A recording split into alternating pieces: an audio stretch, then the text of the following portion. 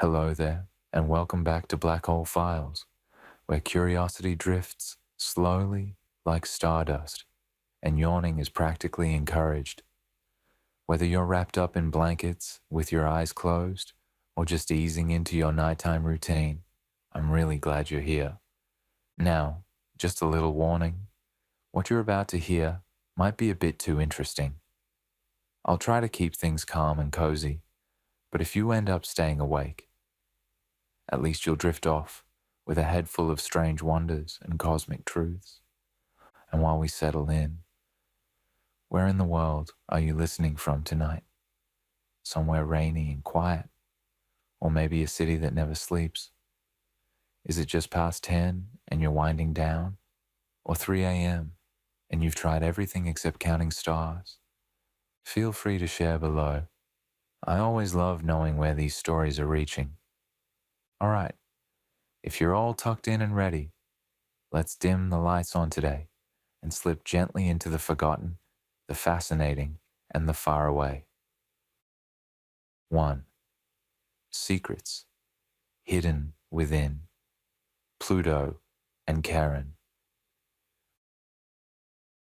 What secrets still lie hidden within Pluto and its mysterious moon? Charon, far beyond the reach of human eyes. It's a question that takes us on a slow journey over 5 billion kilometers from the Sun to the frigid twilight of the Kuiper Belt. Picture Pluto drifting in the darkness on the edge of the solar system, a tiny world of ice and rock, once deemed a featureless frozen ball. For decades, Pluto was just a fuzzy dot in our telescopes, but in 2015, NASA's New Horizons spacecraft flew past and unveiled an unexpectedly active little planet.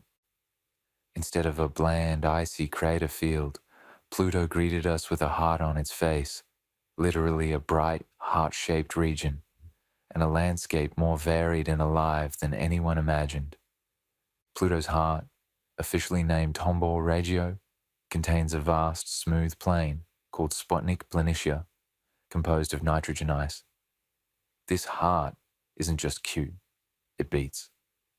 Each Pluto day, about 6.4 Earth days long, sunlight causes nitrogen ice in the heart to warm and sublimate into gas, and at night it refreezes and falls back as frost. This daily breathing in and out of Pluto's heart drives gentle winds around the planet. In a way, Pluto has weather, hazes in a thin blue sky, delicate winds, and even perhaps faint snowfall of exotic ices. It's as if this distant world has a quiet pulse, still ticking in the darkness far from the sun. Beneath Pluto's icy exterior, scientists now suspect a hidden ocean of liquid water lurks, kept from freezing solid by heat from the planet's interior. Yes, Pluto, in the numbing cold 4 billion miles from the sun, might be an ocean world like Europa or Enceladus. How could that be? Pluto's crust is made of water ice, which at Pluto's temperatures is as hard as rock, blanketed by more volatile ices like nitrogen, methane, and carbon monoxide. When an ancient impact excavated the Sputnik Planitia basin, it thinned the crust. Afterward, a buried water ocean may have oozed up beneath that thinned crust and helped push up the gigantic ice heart we see today. Several clues support the ocean idea. New Horizons saw huge cracks and faults slicing across Pluto's surface. If Pluto's internal water was entirely frozen long ago, the ice would have contracted and we might see evidence of the crust collapsing. But instead, we see signs of expansion, as if water froze and expanded or is still freezing gradually. Since water expands when it freezes, those faults could be the result of an ocean that is not yet completely frozen, continuing to push outward. This hints that even now, deep under Pluto's 200-kilometer thick ice shell, liquid water might be sloshing in the dark. It's a mind-boggling thought. An ocean inside Pluto, warmish, and salty perhaps, insulated by all that ice. Could anything live in that lightless ocean, heated by Pluto's faint radioactive warmth? We don't know, but simply knowing that such an ocean likely exists is one of Pluto's great hidden secrets. On Pluto's surface, New Horizons found towering mountains of water ice, some peaks rising 4 kilometers high, and between them, great glaciers of nitrogen ice creeping along. These nitrogen glaciers are not quite like Earth's ice rivers. If they melt at all, the liquid nitrogen would actually float on the solid, because liquid N2 is less dense than frozen N2. Imagine if melted glacial water on Earth immediately bubbled up to the surface of the ice instead of pooling below. As Pluto's weak sunshine shifts with its seasons, whole ice sheets can evaporate and refreeze elsewhere, slowly flowing back into Sputnik Planitia's basin. In fact, Sputnik Planitia itself, about the size of Texas and Oklahoma combined, is a convection cell paradise. Its smooth surface is divided into weirdly polygonal cells, each roughly 20 to 40 kilometers across, that resemble the surface of a pot of simmering soup. What we're seeing is Pluto's internal heat escaping. Warmer nitrogen ice in the center of a cell rises upward, then cools and sinks at the edges, creating a constantly renewing surface like a cosmic lava lamp. This slow overturn has kept Sputnik Planitia almost free of craters, erasing evidence of meteor impacts and hinting that the surface is less than 1 million years old. Very young, geologically speaking. Who would have thought that Pluto, once dismissed as an inert ball of ice, would have such dynamic geology? And there's more. New Horizons spotted 2 giant mountains, Wright Mons and Picard Mons, each with a deep depression at the summit. These look strikingly like cryovolcanoes, volcanoes that erupt not molten rock, but chilled slurries of water and other ices. Imagine a dome of icy slush oozing up and freezing, rather than red glowing lava. These possible ice volcanoes could have built up over time from repeated eruptions of a mix of water, ammonia, or other melted ices pushing out from Pluto's interior. One area west of Sputnik Planitia, called Virgil Foci, shows reddish deposits rich in ammonia that seem to be the remnants of such cryovolcanic outpourings as recently as a few 100 million years ago. That's effectively yesterday in geological time. It suggests Pluto's insides might have stayed warm enough to occasionally spew out liquids or soft ice in the not-too-distant past. Ammonia is a handy antifreeze, so if Pluto's ocean has ammonia in it, that could keep it liquid longer and also explain the presence of ammonia on the surface from eruptions. Everywhere we look on Pluto, we find surprises. There are fields of strange, blade-like spikes of methane ice, nicknamed the bladed terrain. There are dune-like patterns on the plains. Yes, dunes on Pluto, likely formed by winds dragging particles of methane or nitrogen ice around. And there are regions as dark as charcoal next to ones bright as snow. Pluto's surface is painted with organic molecules, tholins, that form in the atmosphere and sprinkle down, giving parts of Pluto a reddish-brown hue. This little world is an artist, coloring itself with the chemistry of sunlight and haze. Drifting alongside Pluto is its largest moon, Charon, which is half Pluto's size. In fact, Pluto and Charon are often called a double dwarf planet because Charon isn't just orbiting Pluto. The two whirl around a common center of gravity between them, like a pair of dancers holding hands. What secrets does Charon hold? Quite a few, it turns out. Charon's face, like Pluto's, is far from dull. One hemisphere of Charon, the side New Horizons saw in detail, has a vast, smooth plain in the south called Vulcan Planitia, and a rugged, fractured terrain in the north called Oz Terra. The two regions are divided by a belt of cliffs and troughs so long and deep, it's as if the moon cracked open along its midriff. In fact, that may be close too. What happened? Scientists suspect Charon once had an internal ocean too.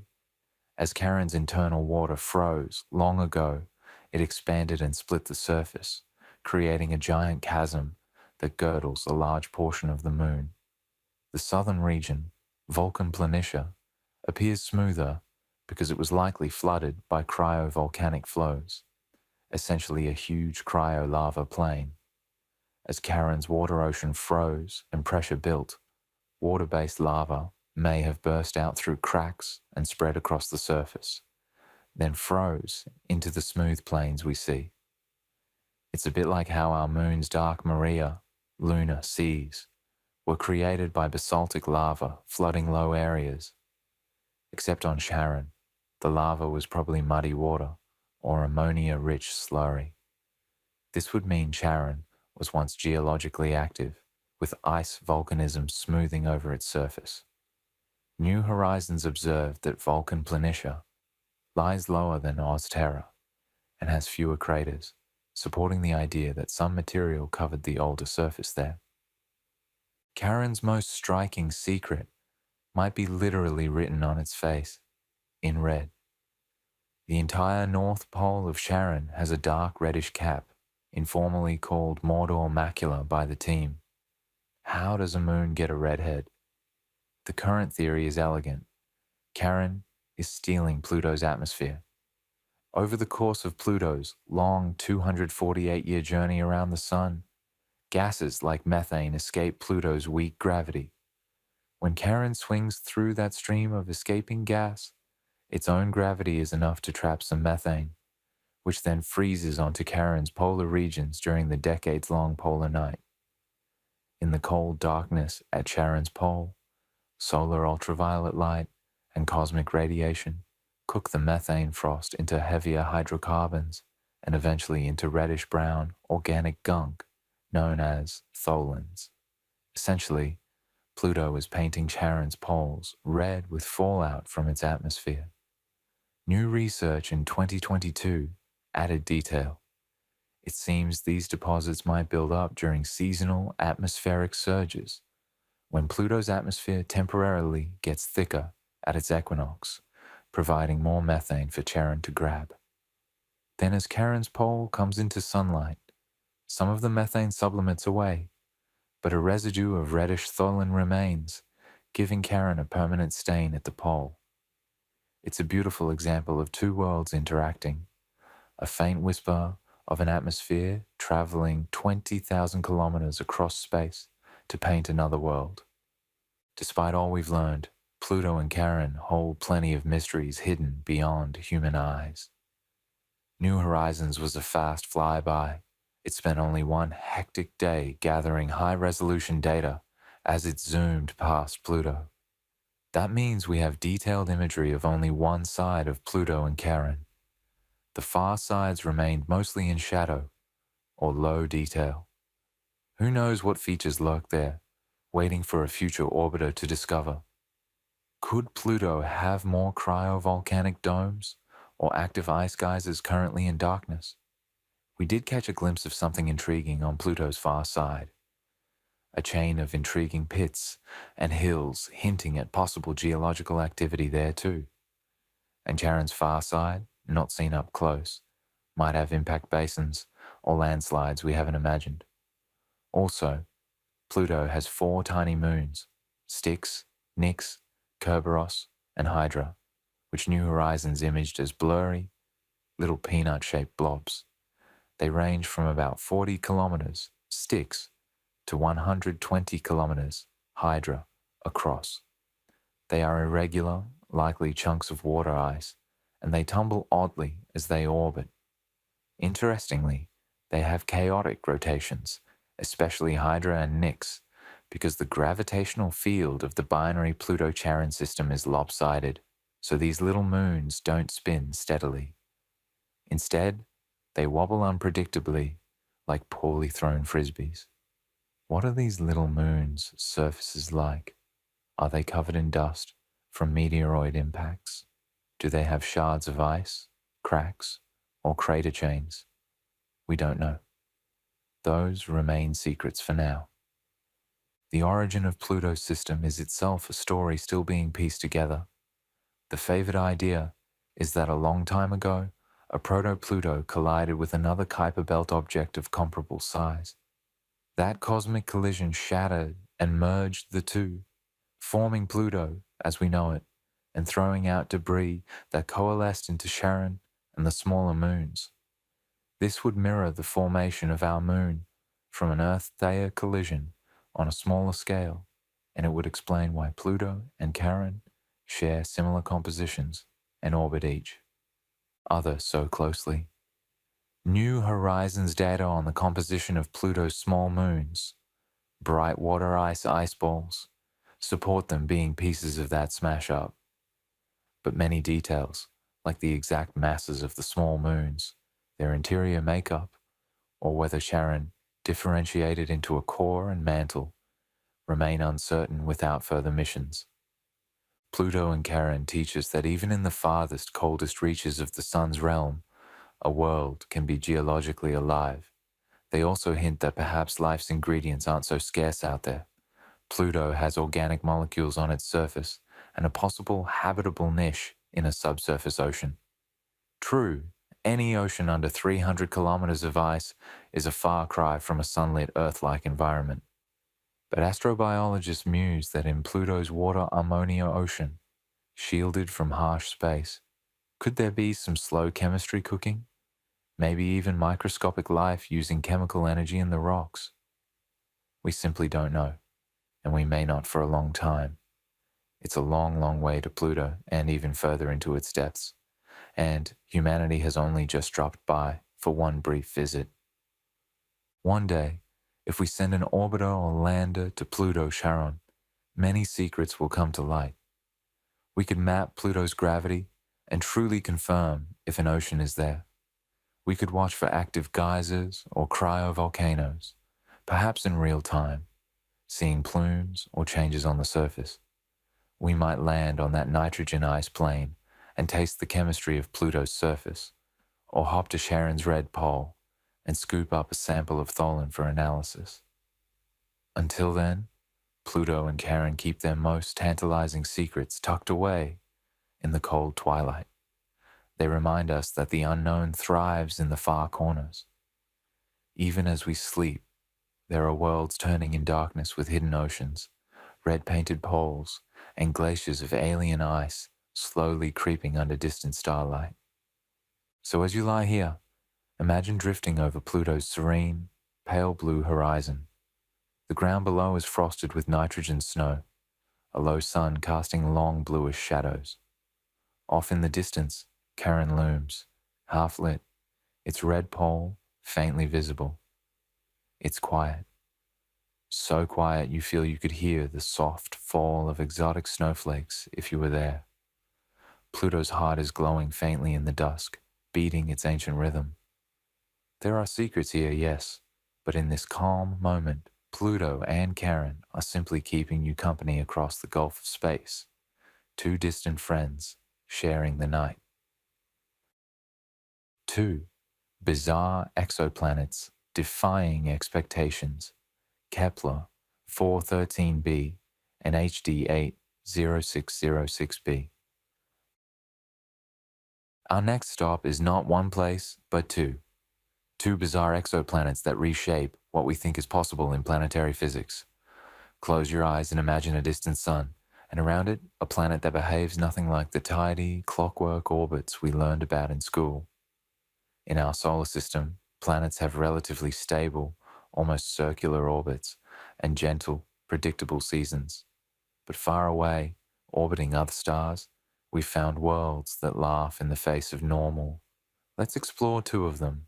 Kepler 413b, a planet with such a crazy wobble that its seasons are completely haywire, and HD 80606b, a planet with an extreme oval orbit that takes it from deep freeze to furnace and back every few months. Kepler 413b lies about 2,300 light-years away in the constellation Cygnus. If you were standing on Kepler 413b, though you really wouldn't want to, it's a gas giant about 65 times Earth's mass, likely with no solid surface. You would see not one, but two suns in the sky.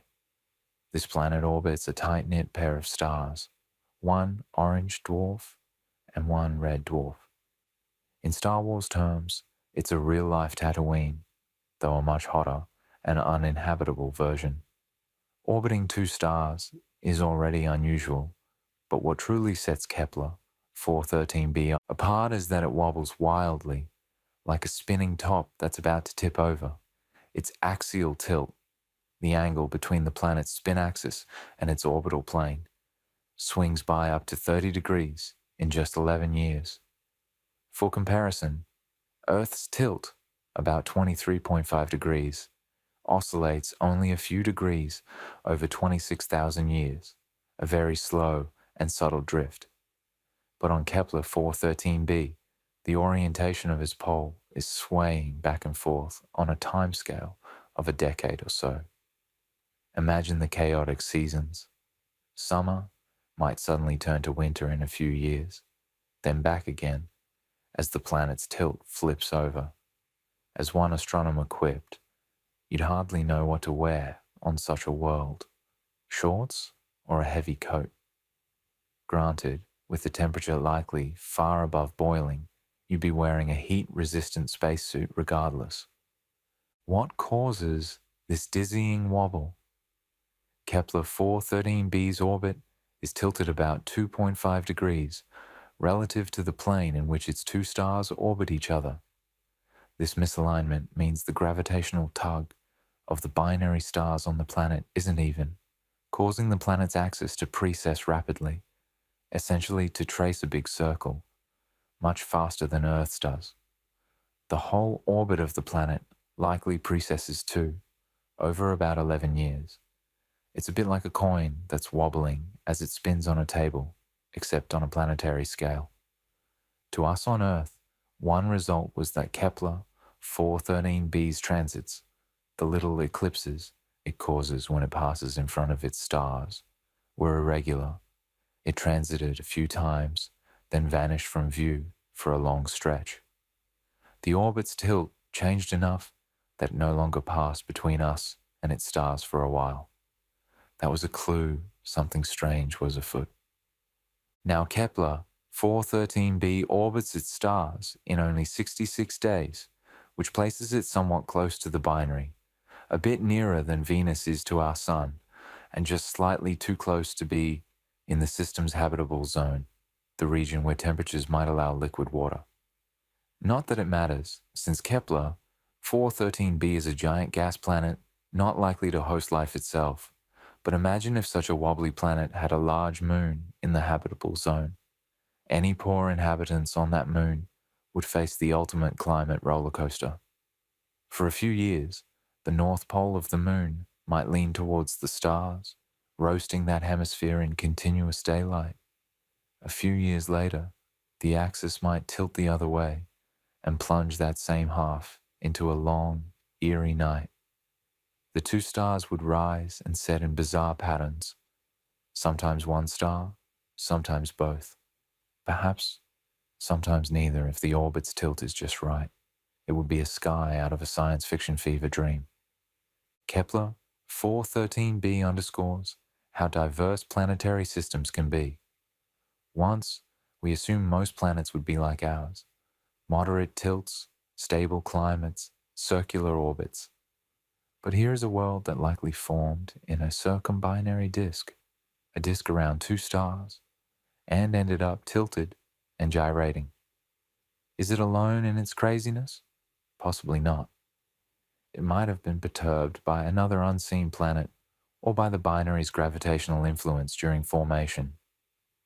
It shows us that stability is not guaranteed out there. Some planets live under very erratic regimes. Nature is fully capable of making a planet that precesses on human timescales, which is stunning. To put that in perspective, if Earth did that, ancient Egyptians and Babylonians would have seen completely different pole stars in the span of a few generations.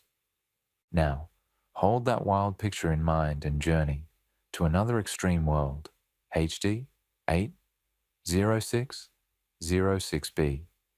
If Kepler 413b is a wobbling top, HD 80606b is a swinging pendulum, one that swings from frigid to fiery in a single orbit.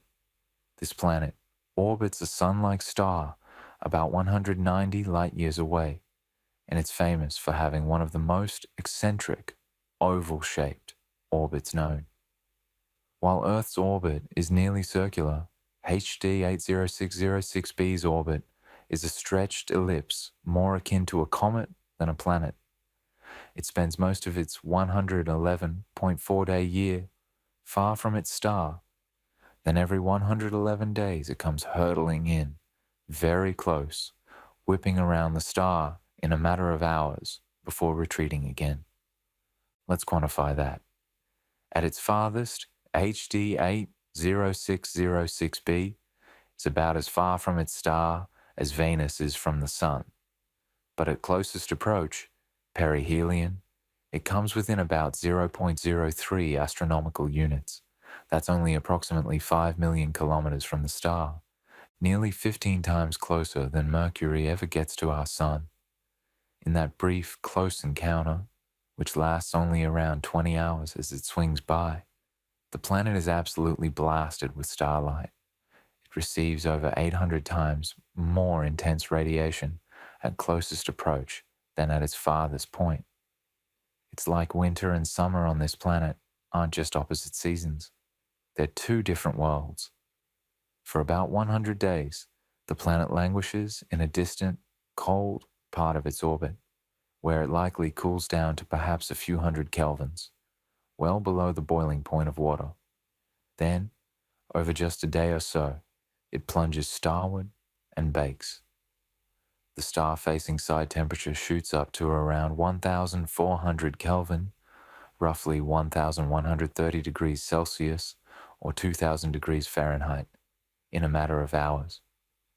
Any atmosphere this planet has must scream with supersonic winds and shock waves as the sudden heating causes gases to expand and rush from the day side to night side. It's essentially a flash oven effect. The atmosphere goes from calm to a raging storm of hot gas, likely generating enormous thunderstorms or shock fronts.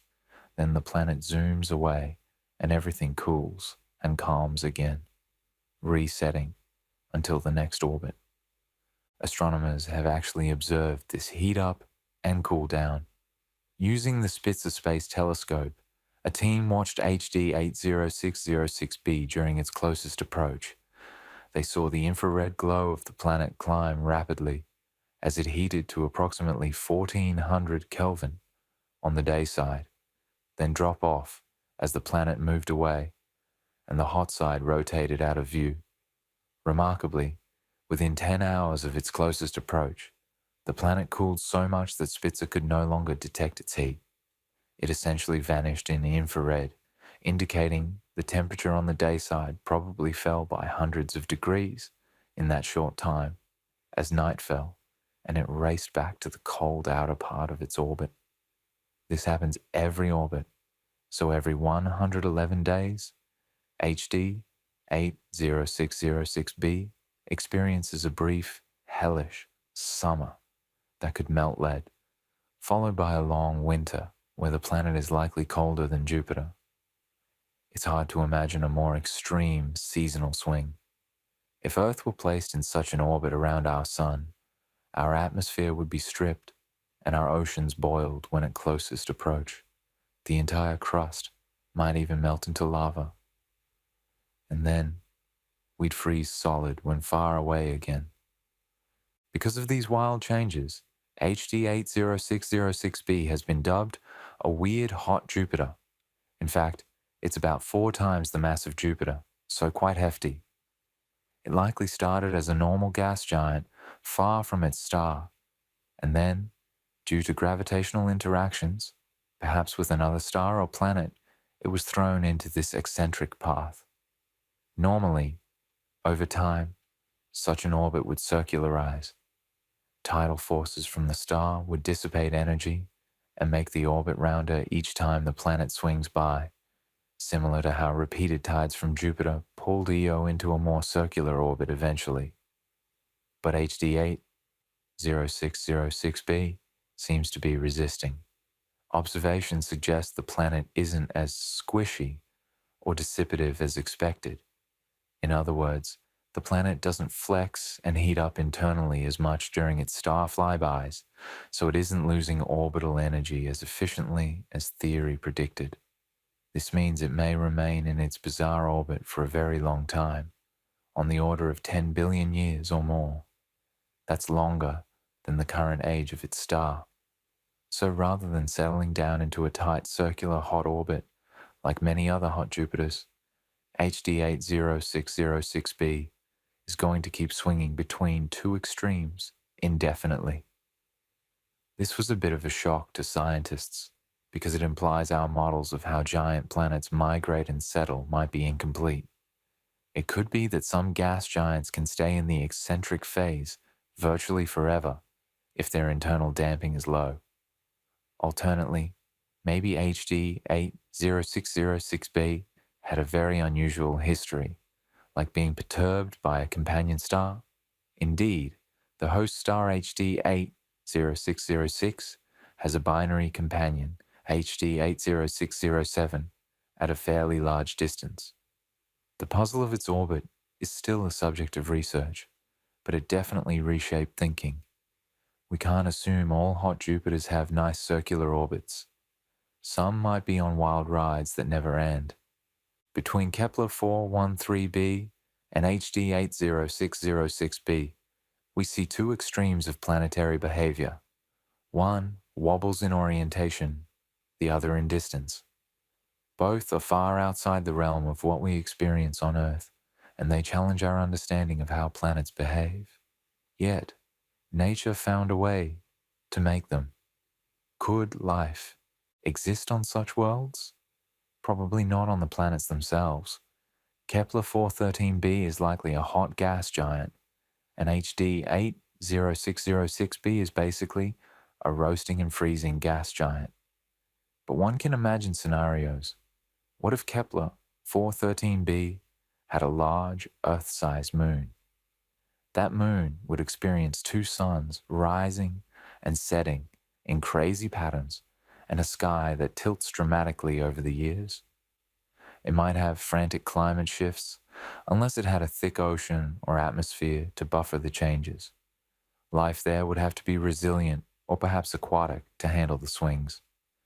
And for HD 80606b, if it had moons, unlikely stable in such an orbit, but if, they would be dragged through extreme temperature changes too. Maybe any life would hibernate during the close approach phase and reawaken in the long winter, like some kind of thermal cicada. These are fanciful ideas. We don't know of any moons in those cases, and the environment is extremely harsh. But thinking about it stretches our imagination of what's possible. For planetary scientists, these bizarre exoplanets have been like waking up from a quiet dream of orderly planets, the kind we thought we knew, into a wonderland of possibilities. There are planets that orbit 2 stars, planets that orbit 3 stars, planets with year lengths of only a few hours, skimming the surface of their star. Giant planets so puffy, they're barely denser than styrofoam, and others so dense, they're basically gigantic iron balls. Some planets rain molten glass or titanium. Some are pitch black, darker than charcoal, absorbing nearly all light that hits them. Kepler 413b and HD 80606b are just two particularly striking examples telling us the cosmos is creative and the laws of planetary physics, or rather the patterns we expect, can be bent into astonishing shapes. Planets can wobble like crazy. Planets can scorch and shiver in turn. And somewhere out there, there might be even weirder worlds that make these two seem almost normal. As you let these strange planets drift through your mind, consider the comfort of Earth's gentle rhythm. Our seasons change slowly and predictably. Our orbit is a near circle, keeping our annual dose of sunlight fairly steady. We have one calm sun that behaves itself most of the time. We live in a cosmic Goldilocks zone, not just in distance but in dynamism. Not too wild, not too stagnant, just right. Perhaps it's one reason life could take hold here. On worlds like Kepler 413b and HD 80606b, it might be hard for life to ever find a comfortable foothold amid such extremes, but it sure does make you appreciate the spectrum of what's out there. The next time you feel the mild wobble of Earth's seasons, the shift from summer to autumn, or winter to spring, imagine a planet where that change is turned up to 11, happening in a flurry, or a planet where seasons don't even make sense, because the year itself is one long swing, from one extreme to another. Those worlds exist, silently orbiting far-off suns, dancing to a tune that would leave us utterly disoriented. In the grand theater of the cosmos, they show that almost anything that can happen will happen somewhere. 3. Surviving two suns and stellar transformations. Let's journey now into scenarios that test a planet's resilience, the cosmic trials by fire and ice that some worlds miraculously survive. We ask, how can a planet survive and even thrive while orbiting two stars or enduring violent atmospheric transformations? In other words, how do some planets manage to exist in situations that would seem, at first glance, too unstable or catastrophic for any world to endure? First, consider the case of a planet with two suns. If you've ever seen a science fiction depiction of a double sunset sky, Tatooine from Star Wars being the classic example, you might wonder, can that really happen? Yes. We call such worlds circumbinary planets, planets that orbit around a pair of stars that are themselves orbiting each other. The good news is that nature seems quite capable of making them. The Kepler Space Telescope found around a dozen confirmed circumbinary planets during its mission, and more have been hinted at by other surveys. One of the most famous is Kepler 16b, often tagged as the real-life Tatooine. Discovered in 2011, Kepler 16b orbits a binary composed of a sun-like star and a smaller red dwarf star, 41. It's a gas giant about the size of Saturn, and it orbits at a distance where a year lasts about 229 days, 41. As it orbits, the two central stars also orbit each other with a period of about 41 days. If you could stand on a hypothetical moon of Kepler 16b with a solid surface to stand on, you really would see two suns in its sky, and you would even cast two shadows, one from each star's light. Sometimes the stars eclipse each other, so you might see one star pass in front of the other, causing a dip in overall daylight. Sometimes both might be up, one perhaps a bit brighter, the larger star, and the other a smaller ruddy companion, adding a second, rosy-hued daylight. Double sunrises and double sunsets would be a regular occurrence in various configurations. It turns out planets can orbit two stars stably, as long as they are not too close to the stars. There is a region near a binary where the gravitational tugs would be too chaotic, but beyond a certain distance, typically a few times the separation of the two stars, a single planet feels the gravity of both stars as if they were one combined mass, and an orbit can be quite stable. Think of the planet orbiting the center of mass of the two-star system. Kepler 16b, for instance, orbits just outside this chaos boundary for its stars. Many circumbinary planets found are in fairly tight orbits just beyond the instability limit. Perhaps that's where they could form or migrate to safely. Some circumbinary planets even reside in their system's habitable zone. For example, Kepler 47, a binary star system, has multiple planets, and one of them Kepler 47c, is a Neptune-sized planet that lies roughly in the habitable zone of the two stars. If that planet had a large moon, or if it were a rocky planet itself, it's not, but hypothetically, it could potentially have conditions for liquid water, despite orbiting a double sun. One might think having two suns would necessarily make a planet too hot, but not really. If the two stars are smaller, or the planet orbits further out, it's manageable. In fact, having two suns might extend the width of the habitable zone a bit, since their combined light can be steady. However, climate on a two-sun planet could be complicated. The stars might have different colors, spectra, so planets, if they existed, might have to adapt to two kinds of sunlight. If one star is much brighter, that star would dominate the daylight, and the secondary star might be like a bright, colored moon in the sky. If the two are equal, you might have periods of scorching combined daylight, and then if they eclipse each other, maybe a dip in brightness like a strange partial night. Yet, we can certainly imagine life thriving under two suns.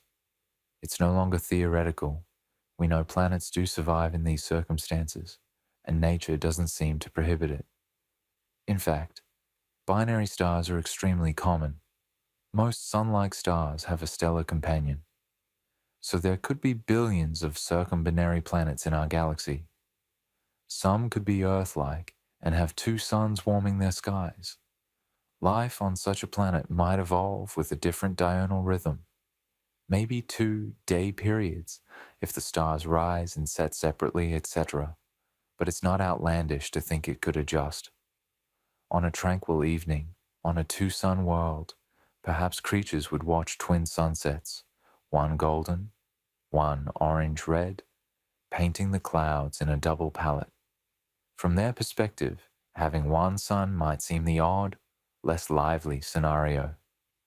The key point is, orbiting two stars is not a death sentence for a planet's stability. As long as it stays well behaved in its lane, the planet can happily circle both stars. These planets survive the tricky gravitational dance by essentially respecting a cosmic boundary. Too close in, and they'd be torn apart or flung out. But at a safe distance, they experience a relatively smooth gravitational pull, as if orbiting a single combined mass. They might even form in place around binaries.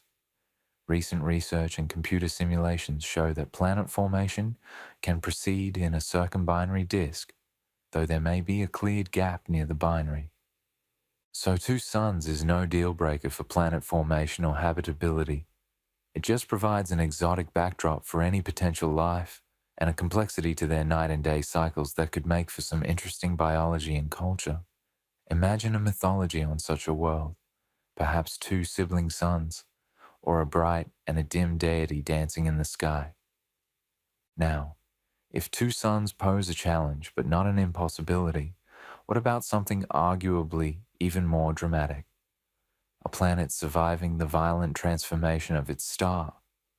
Stars, like people, go through life stages, but a star's midlife crisis involves expanding into a red giant and incinerating anything too close. Could a planet weather that storm? You might think no. If our sun swells up to 100 times its size in about 5 billion years, Mercury and Venus will be engulfed, and Earth may be baked or swallowed too. Generally, when a sun-like star exhausts its hydrogen and becomes a red giant, the inner planets are in big trouble. But amazingly, astronomers have discovered at least one case where a planet seems to have survived its star's attempt to swallow it, essentially pulling off a stellar dodge. Meet Hala, sometimes nicknamed the Impossible Planet. Hala orbits a star called Bakdu, which is a red giant in the constellation Ursa Minor. What's astonishing is that Hala orbits extremely close to Bakdu, only about 0.5 astronomical units, half an Earth-Sun distance, roughly 75 million kilometers. A star like Bakdu, when it went through its red giant phase, should have expanded out to about 1 astronomical unit in radius. For context, Bectu is calculated to have reached a radius of over 100 million kilometers in its expansion, which is about 0.67 astronomical units. By all rights, a planet at 0.5 astronomical units should have been inside the star's bloated atmosphere and either vaporized or at least pulled into a spiral and destroyed. And yet, Hala is there, intact, orbiting a now slightly shrunken post-red giant star Bectu. It's as if someone performed a magic trick. Now you see it, the planet. Now you don't, it should be gone. And now you see it again. For a while, this pair baffled scientists. It was a planet that cannot exist. But an explanation emerged. The clue lies in the star's history. Bectu was likely not a single star originally, but two stars that merged. Here's the scenario. Imagine Bectu started as a close binary itself.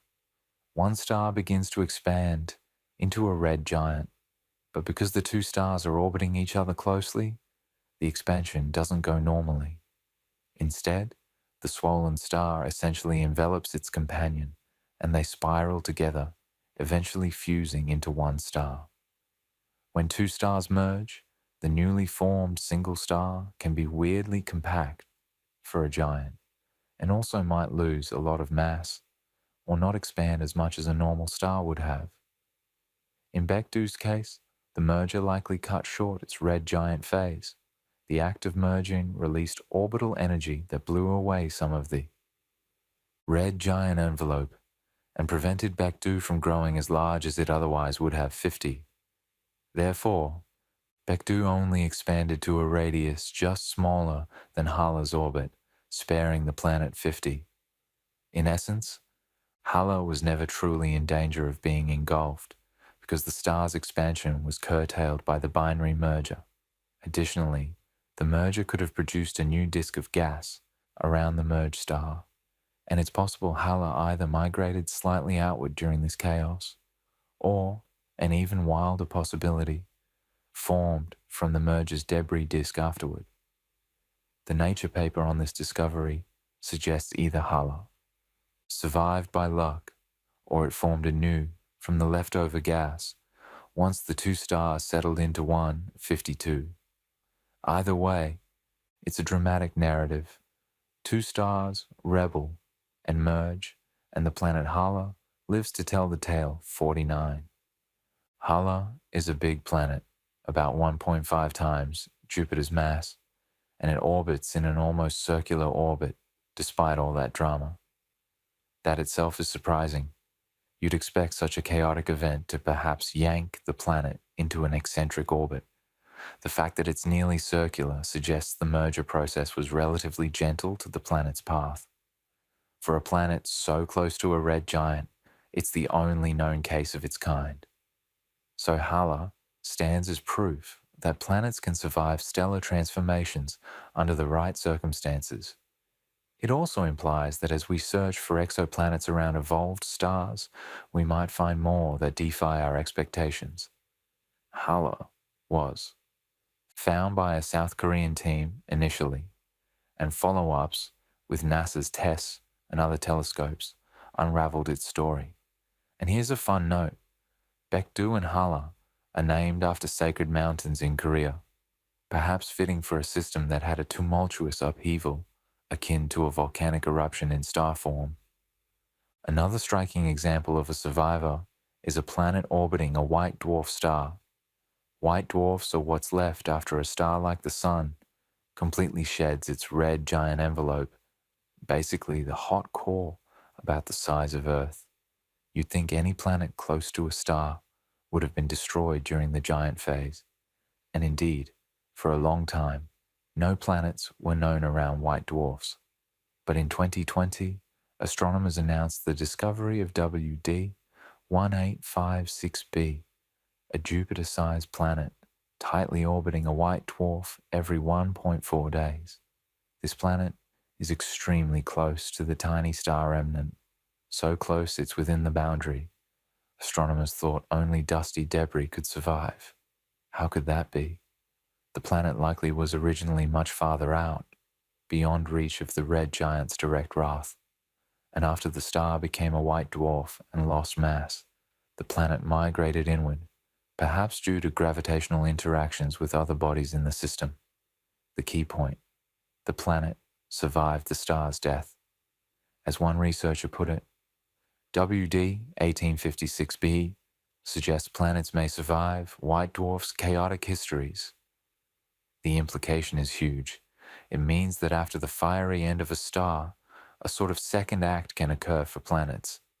They might settle into new, closer orbits around the quietly cooling ember of a star. Could life survive that ride? Probably not on the planet in question. WD 1856b is a gas giant and was likely far from any habitable temperature zone until it migrated in, and now it's too close and likely tidally heated or fried by UV from the hot white dwarf. But consider, a hardy civilization, given some advance warning, could conceivably migrate a planet inward to keep warm around the white dwarf sun. It's speculative, but it tickles the imagination that a planet can go through the literal end of days of its star and still exist. We also have evidence from pulsar planets. The very first exoplanets discovered were around the pulsar PSRB 1257 plus 12. Those planets either survived the supernova that created the pulsar, or, more likely, formed from the fallback disk of material after the explosion. Either scenario indicates resilience. A star blows up, yet leftover matter coalesces into new planets in the aftermath. That's about as extreme a transformation as it gets, from a normal star to a neutron star. And still, there are planets. Of course, pulsar planets are bathed in intense radiation and regular pulses of energetic particles, so they're extremely unlikely to host life as we know it. But their mere existence tells us that even a supernova doesn't preclude a planet's presence. Finally, let's touch on violent atmospheric transformations in a slightly different sense. A planet undergoing a drastic atmospheric loss or change due to external forces. For instance, there are evaporating planets, like some ultra-close hot planets, that literally have their atmospheres being stripped by the stellar radiation, forming comet-like tails of gas behind them. One such example is KIC 1, 25, 57, 548b, which might be a disintegrating rocky planet, losing dusty material as it orbits. These planets are not thriving exactly. They're kind of slowly dying under their star's intense heat, but some might hold on to a tiny remnant core that survives after the atmosphere is gone, essentially transforming from a gaseous planet to a bare rocky core, a so-called Chthonian planet. In a way, that's a survival story. The planet's original form is destroyed, but something persists. It's like a caterpillar turning to a butterfly, except in reverse and rather more tragic. A gas giant turning into a rocky ember. And then there's the cosmic weather changes. Some planets might go through violent shifts if their star is variable or flaring.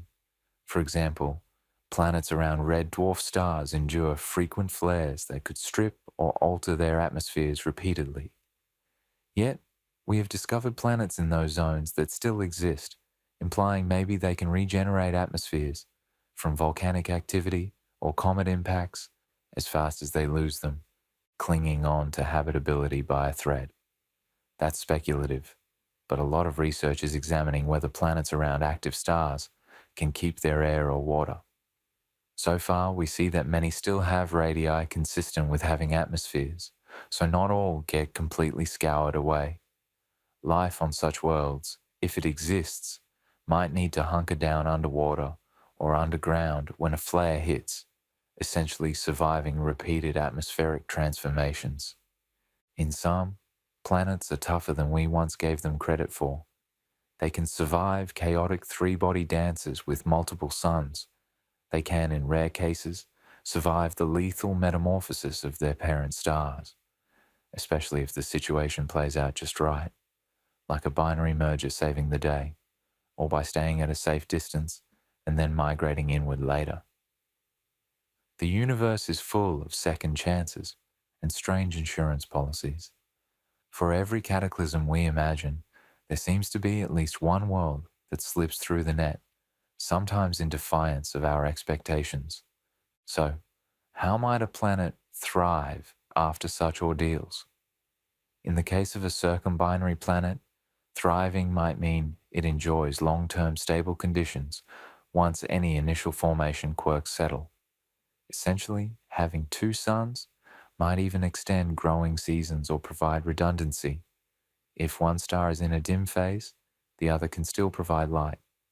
For a planet like Hala around Baekdu, thriving means it continues to orbit comfortably in the temperate zone of a giant star that is now probably contracted a bit. Hala might have been a gas giant initially cold. As Baekdu brightened in its giant phase, Hala could have warmed. By the time Baekdu becomes a dim white dwarf, Hala could end up a cold rogue, wandering, or be flung out. But for now, Hala orbits a star that by rights should have killed it, and presumably it's doing just fine for the moment in that new equilibrium. When we consider worlds like these, perhaps life, if very adaptable, could find ways even in extreme scenarios.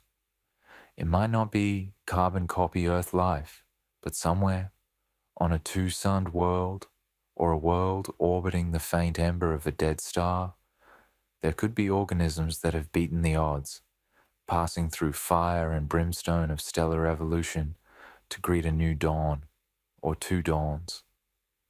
In the quiet of your bed, you can almost picture one of those resilient worlds, a planet with twin sunrises, casting double shadows on alien fields, or a planet circling a cooling red giant, skies tinted copper from the giant star's light, landscape altered by the star's recent upheaval, but finally calm, the worst over. The fact these planets exist at all expands our sense of wonder. The universe is not a static, gentle place. It is often violent and chaotic. Yet amid that violence, islands of stability can emerge or re-emerge. Tonight, maybe we can take a small lesson from these survivor planets. Even in upheaval, there's hope of finding a new balance. A planet can lose its sun and find another path. It can have two suns and still spin on, year after year. The cosmos is full of dramas, but also of continuations, and as the gentle hum of our own planet's rotation carries us through the night, we can feel grateful that our Earth's journey, so far, has been comparatively placid. Yet, if the day ever comes when our sun swells up, perhaps some far future humans will hitch a ride to a safer world, or who knows, maybe move Earth itself in an echo of what Hala or WD-1856b did to keep orbiting in the sweet spot. A fanciful thought, but the physics doesn't forbid it entirely. For now, though, let's keep drifting. Onward to our next cosmic question, carrying with us the image of those steadfast worlds circling in the glow of binary sunsets and post-chaos dawns. 4. The chaotic close, dance of Kepler, 36, b, and 36c. Now we venture to a truly chaotic pair of worlds, locked in an incredibly close orbital dance, so close that each world's gravity disturbs the other in dramatic ways. Imagine two planets of very different natures.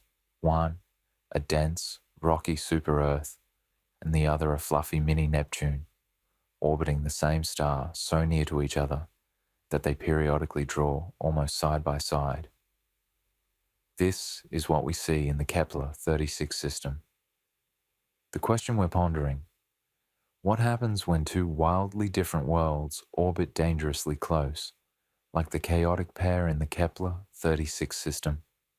The answer involves gravitational tides, possible quakes and volcanism, and a front row seat to a planetary pas de deux that defies our solar system's orderly spacing. Kepler 36 is a sun-like star about 1,200 light-years away. Around it, astronomers discovered two planets named Kepler 36b and Kepler 36c that challenge everything we thought we knew about how planets arrange themselves. Planet 36b is the inner one. It's a super-Earth, roughly 1.5 times Earth's size, and about 4.5 times Earth's mass. It's a dense world, likely made of rock and iron. Its density is about 7 grams per cubic centimeter, nearly as high as iron's density, implying a big iron core. 58. Planet 36c is the outer one. It's a mini. Neptune, about 3.7 times Earth's radius, and approximately 8 times the mass 57, with a much lower density around 0.86 g per cubic centimeter, less than water's density. So one planet is essentially a hefty terrestrial world, and the other is a small gas giant with a significant envelope of hydrogen-helium, maybe with a smaller core. Already that's interesting, two very different types side by side, but what's truly astonishing is how close their orbits are to each other. The inner planet, 36b, orbits in about 13.6 days. The outer, 36c, orbits in approximately 16.2 days. This means their orbital distances from the star are 0.115 astronomical units and 0.128 astronomical units respectively. The difference between their orbital radii is a mere 0.013 astronomical units, only about 1.3% of Earth's distance from the Sun. In kilometers, that's roughly 1.9 million kilometers difference. So, every so often, the faster inner planet laps the outer planet, and they come extremely close to each other. How close? At their closest approach, which happens about every 97 days when the planets line up, according to the calculations, they are separated by just about 1.5 to 1.6 million kilometers. For perspective, the distance between Earth and our moon is about 384,000 kilometers. The distance between these two planets at conjunction is only about 4 times the Earth-Moon distance. And remember, these are two planets, each maybe a few times larger than Earth. That is incredibly close in planetary terms. By far the closest confirmed approach of two planets in any known system. Nothing in our solar system comes remotely near that proximity. Our closest planets, generally Venus and Earth when aligned, are tens of millions of kilometers apart. Earth and Mars, at closest, 55 million kilometers. These two Kepler 36 worlds are practically skimming past one another. At that near pass, an observer on the smaller inner planet's surface, Kepler 36b, would see the larger outer planet, Kepler 36c, loom enormously in the sky. It's been estimated that from 36b's perspective, at closest approach, 36c could appear as large as or larger than our full moon in angular size. Imagine another planet, visibly disc-shaped, hanging in your sky, a swollen orb with cloud bands or a bluish haze, depending on its atmosphere's appearance. It would be a jaw-dropping sight, far larger than any planet appears from Earth. Conversely, from the outer planet, 36c, the inner 36b would appear somewhat smaller, because 36b is smaller in size, but still a noticeable glowing orb passing by. The gravitational effects of such close passes are profound. Each time the planets pass, they exert strong tugs on each other, raising tides in each other's material. Tides here means not just water tides, if any existed, but solid rock tides too. The whole body of each planet might flex. In fact, scientists who analyzed The Kepler-36 system noted that these close approaches would stir up tremendous gravitational tides that squeeze and stretch both planets. On the rocky Kepler-36b, this could cause intense geological activity. It's analogous to how Jupiter's gravity needs Io, one of Jupiter's moons, and makes it the most volcanic body in our solar system. Except here, the role of Jupiter is played by the passing mini-Neptune, 36c. When 36c comes very near, the gravitational force on 36b's near side versus far side differs enough to deform the planet. This flexing can generate heat and potentially melt rock, leading to volcanic eruptions if there's any magma to be mobilized.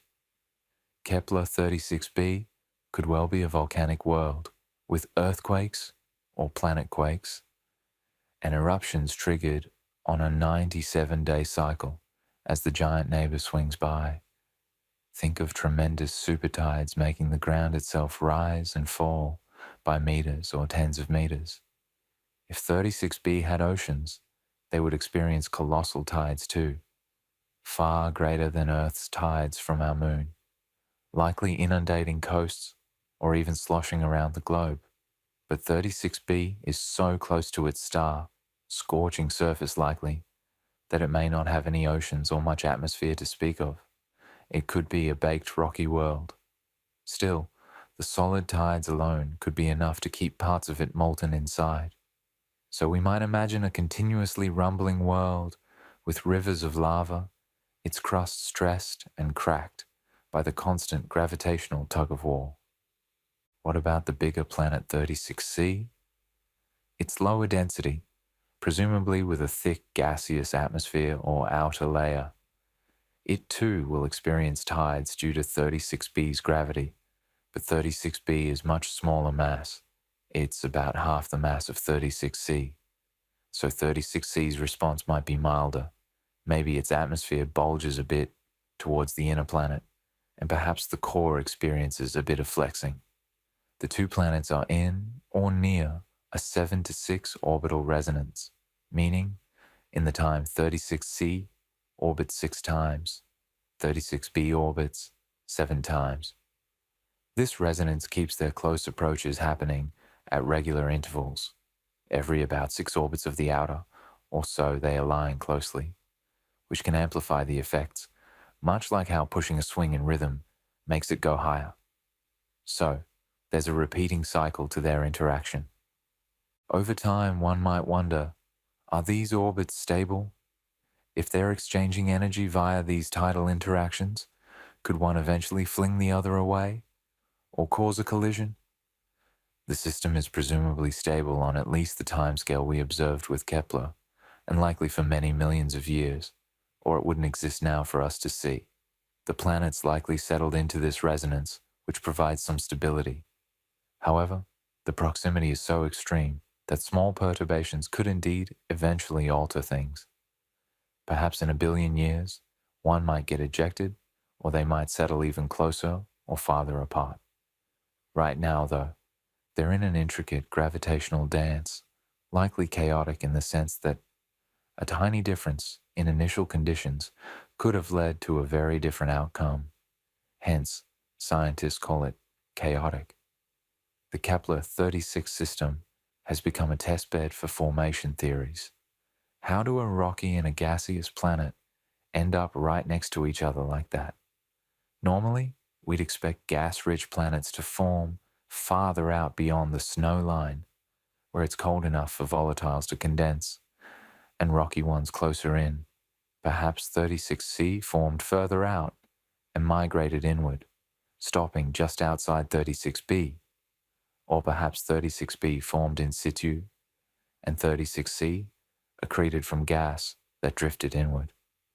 There's also the possibility that interactions with the protoplanetary disk or other planets, now gone, compressed them into this near resonance. From a vantage point on either planet, assuming one could survive on a hypothetical moon or something, the sight of the other planet would be spectacular and ominous. On Kepler, 36b's surface, every 97 days or so, you'd see Kepler 36c swell in the sky to a huge size. At its largest, it might appear about the size of our moon, or larger, perhaps with a visible greenish or bluish hue. If it has a thick atmosphere or clouds, it would move relatively slowly across the sky over hours, and its gravity would tug on the oceans, if any, causing massive tidal waves. If Kepler 36bi has any tectonic activity, that's when you'd expect the biggest quakes or even volcanic eruptions triggered by tidal stress. After closest approach, 36 centimeters would recede again, shrinking in the sky over days. One could imagine ancient inhabitants, if we fancifully place them there, developing a calendar around the periodic approaches of the companion, perhaps times of chaos and times of calm. Of course, it's doubtful any life, as we know, could exist on Kepler 36b's surface. Being so close to the star, its surface temperature is likely extremely high, hundreds of degrees Celsius. And Kepler 36c, while maybe cooler, is a gas mini-Neptune without a solid surface and likely a hot atmosphere too, as it's still relatively near the star. The star itself might also cause trouble. With such short orbits, these planets are very near their sun, likely in a region of strong stellar radiation and possibly flares. So, habitability is not expected. What's scientifically fascinating is that Kepler 36b and c have the largest density contrast of any two. Adjacent planets known 68. Planet B is about 8 times denser than Planet C. Golf ball versus beach ball as. One researcher described it. 68. This tells us they have radically different compositions. One mostly rock slash, iron, the other mostly gas. How did they end up next to each other? It violates the simplistic idea that heavy, rocky things stay close to the star and gas giants are much farther, like in our solar system. Nature clearly has ways to mix things up. It might be that planet C originally formed farther out with lots of gas and migrated inward after the gas disk dissipated, parking just outside B's orbit. Or maybe planet B migrated inward from further out after losing its gas. There are many theories. Perhaps a late-stage scattering event brought them together. From a dynamic standpoint, these two planets also exhibit transit timing variations. Their mutual tugs cause each other to speed up or slow down slightly in their orbits, so the timing of their transits across the star isn't clockwork regular, but varies. That's actually how their masses were measured. By analyzing how their gravity perturbed each other's orbit timing, scientists could infer their masses and thus densities. It's a beautiful example of gravitational choreography, revealing physical properties. Now, imagine we could watch the system over a long time. What happens each time they pass? Perhaps, over many thousands of years, the repeated tugs might transfer energy between them, like a slingshot each time. It could be causing the inner one to slowly spiral outward, and the outer to spiral inward, until they might even swap places or collide. Some simulations of such closely spaced planets show that even a tiny difference could eventually lead one to cross the other's orbit, leading to a merger or ejection. We don't have evidence of imminent doom for Kepler 36. For all we know, it may be stable for billions of years. But the sheer fact they're so close does raise eyebrows about how long such a configuration can last. This system also makes us appreciate how tame our solar system is. Our inner planets are relatively well spaced. Mercury has no near neighbor, and Venus is 50 million kilometers from Mercury at closest. Earth's nearest approach to Venus is tens of millions of kilometers. Mars is even further. We experience negligible direct gravitational influence from other planets on short timescales. The moon's gentle tug raising our tides is minor compared to what a close planet would do. If Earth had a twin planet zooming by at 1 million kilometers every few months, we'd have global tsunamis and earthquakes to worry about regularly. Life might still have arisen in the oceans, perhaps, but complex life on land would be extremely challenged by such cataclysms. It underscores that planetary dynamical gentleness might be an unsung ingredient for a hospitable environment.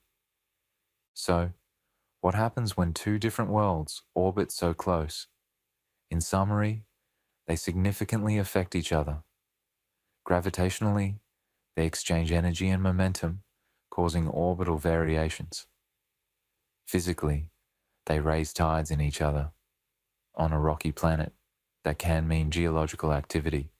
On a gaseous planet, it can mean atmospheric bulges and perhaps internal heating. It's likely a recipe for internal stress on any solid parts, so maybe extra volcanism on the rocky one. Over the long run, such a pair might either settle into even more locked resonance or potentially destabilize. At the very least, it's a chaotic system where a small nudge could drastically alter things. It's like two dancers balancing on a tightrope together, elegant but precarious. The Kepler-36 duo has often been described as a cosmic odd couple. One is like a heavy compact iron-rich world, imagine a solid ball of iron and rock, and the other a big puffy ball of gas with maybe an ice core. And yet, here they are, neighbors. In our imagination, we might liken them to a gritty, solid world and a cotton candy world doing a near collision waltz around their star. As you drift off, picture that scene. A twilight sky on Kepler-36b, a hypothetical roasting twilight, mind you. The star looms large and white hot. Suddenly, out of the star's glare, a second orb appears. Kepler-36ce coming up over the horizon. At first it's small, but hour by hour it grows, a great blue-green disk crossing the sky. Perhaps it has wispy rings or clouds swirling. As it nears closest approach, weird things happen. Maybe geysers triggered by tidal heating start spouting on the surface, and the ground trembles. The giant planet fills a quarter of the sky, silent and menacing. After several hours, it recedes, shrinking again and disappearing back into the star's glare. And then the planet's surface quiets until the next approach about 3 months later. What a sky show. But what a nightmare for anything trying to exist on that world's surface. Thankfully, on our world, the only large object in the sky is our faithful moon, and she keeps a respectable distance, raising only gentle tides that we can manage and even find soothing in their rhythm. The chaotic pair of Kepler-36 reminds us of how harmonious our lunar and planetary companions are by comparison. And as we lie here under our calm sky, it's with a bit of awe and relief that we contemplate those distant chaotic worlds. They are beautiful in theory, but perhaps not the best places to call home. Yet they show the cosmos's capacity for variety.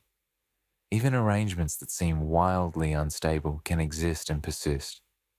The lesson from Kepler-36 might be that planets don't always have a neat, hierarchical spacing like ours. Sometimes nature packs them in elbow to elbow, creating cosmic dance-offs with gravity as the music. It's a wonder to behold from afar, and it must be truly spectacular from on those worlds, if one could survive to behold it.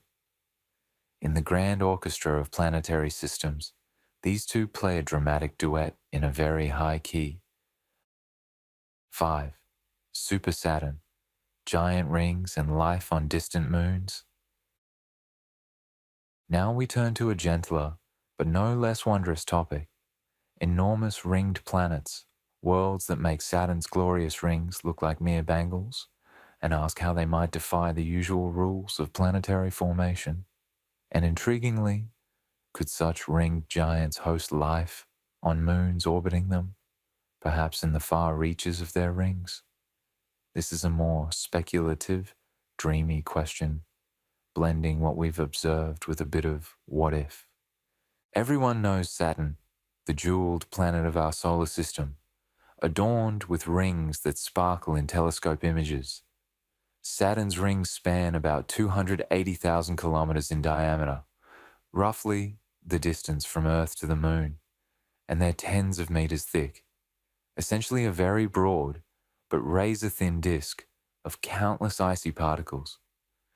Now imagine a planet with rings hundreds of times larger, so wide that if you put them in our solar system, they would dwarf the Sun-Earth distance. Does that sound like fantasy? Incredibly, we have evidence of such a thing. The star 1, SWA, SPJ1, 40747.93-39454, 2.6, let's just call it J1407, showed strange eclipses that led astronomers to deduce an orbiting object with an utterly colossal ring system. This object, informally dubbed Super Saturn J1407b, likely has rings about 180 million kilometers in radius. That's a 360 million kilometer wide disk. By comparison, Earth is 150 million kilometers from the Sun. In fact, J1407b's rings are about 200 times larger in diameter than Saturn's rings. This is beyond staggering. If you plopped those rings around Saturn in place of its current ones, they would stretch out past Earth's orbit around the Sun. If Saturn had such rings, the ring system would dominate our night sky. It'd be many times the size of the full moon in appearance. How did we find J1407b's rings? The rings themselves weren't imaged directly. They're too far, approximately 420 light years away, and too fine to resolve. But the star J1407 had an irregular long eclipse event. Its light dipped in a complex pattern over weeks. The best explanation was a ring companion moving in front of the star, with different rings causing multiple brightness dips. The ring system is so huge that it took days for it to fully pass in front of the star. By modeling those dips, astronomers inferred not only the enormous size of the rings, but also that there are gaps in the rings, hints of moons orbiting within them, clearing out lanes. So, Super Saturn J1407b appears to be a planet, or possibly a brown dwarf, since it might be quite massive. Estimates vary from 20 to 80 Saturn masses. With a young, massive ring system, it might be a newly formed planet still surrounded by a disk of debris, like a miniature protoplanetary disk from which moons are coalescing. In fact, one gap in the rings suggests a moon about 80% the mass of Earth could have formed there. Yes, an exomoon almost Earth-sized, forming within those rings. If true, that would be a moon larger than any in our solar system, bigger than Ganymede or Titan, and comparable to Mars. This moon, and possibly others, are sweeping out gaps, similar to how Saturn's little moons create divisions in its rings. There's on the order of an Earth mass of material in J1407b's rings. Tremendous amount of rock and ice, enough to build multiple large moons. The existence of such a system somewhat defies planetary formation norms. Normally, once a planet gets that large, tens of Jupiter masses, it's basically a brown dwarf, and any disk around it might have fragmented into big moons quickly or been gobbled up. We didn't necessarily predict rings that large and massive could remain, but here it is, assuming our interpretation is correct. One interesting aspect: why don't the rings get torn away by the gravity of the star? J1407b orbits its star in about a decade, so maybe around 5 to 10 astronomical units from the star. At that distance, the star's tidal force is on a ring that extends out to approximately 0.6 astronomical units. The ring radius would be significant. Simulations suggest that if the rings co-rotate in the same direction as the planet orbits the star, prograde, they might not be stable. The star would shear them away. But if the rings rotate retrograde, opposite direction to the orbit around the star, they could survive close stellar encounters better. Isn't that peculiar? It's been proposed that J1407b's rings might be rotating in the opposite sense of its orbit, which is unusual to resist being stripped by stellar tides. Even so, models indicate the rings will likely disperse or condense into moons within the next few thousand orbits, which might be on order of 10,000 years. A cosmic eye blink. So we're lucky to catch them in this ephemeral stage. All this tells us extremely large ring systems can exist, especially in young planetary systems. J1407 is a fairly young star, and J1407b might be a newborn planet that still has its birth halo of material. Saturn's rings might have been more massive in the past too. We see them now, but over billions of years they may dissipate. J1407b's rings are like Saturn on steroids, perhaps a glimpse of what a forming Jupiter, or Saturn, could have looked like in their youth. Now, could such rings host life on distant moons? This is where we leave the factual and enter the speculative wonder.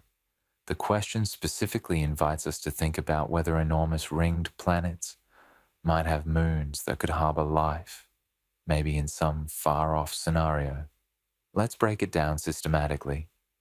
First, if a large moon forms in those rings, like the potential Earth mass one in J1407b's gap, what is that moon like? It could be a rocky world, maybe with substantial ice, if it formed beyond the star's frost line. That moon's environment would depend on how far it is from the star and planet. In J1407b's case, the whole system orbits at a few AU. If the star is sun-like, that's probably outside the classical habitable zone, too cold for liquid water on a moon's surface, unless it has a heavy greenhouse or internal heating. However, not all such ring giants have to be so far. Imagine a super Saturn analog in a star's habitable zone. The ringed planet itself might not be habitable, gas giant, but a large moon around it could have Earth-like conditions. For instance, consider if Saturn were moved to Earth's orbit. Saturn wouldn't become habitable, but Titan, if it were larger or had a bit more heat, might have been warmer. Titan is still cold at Saturn's orbit, but if Saturn were at 1 astronomical unit, Titan could warm up above freezing, though its thick haze might change things, and it might lose some atmosphere due to more sunlight. Lots of variables. The concept of habitable exomoons around giant planets is well discussed. If the moon is large enough, say, Mars-sized or bigger to hold atmosphere, and at the right distance from the star, the planet needs to be in the stellar habitable zone, and tidal heating isn't too extreme, a moon could potentially have liquid water and life-friendly conditions.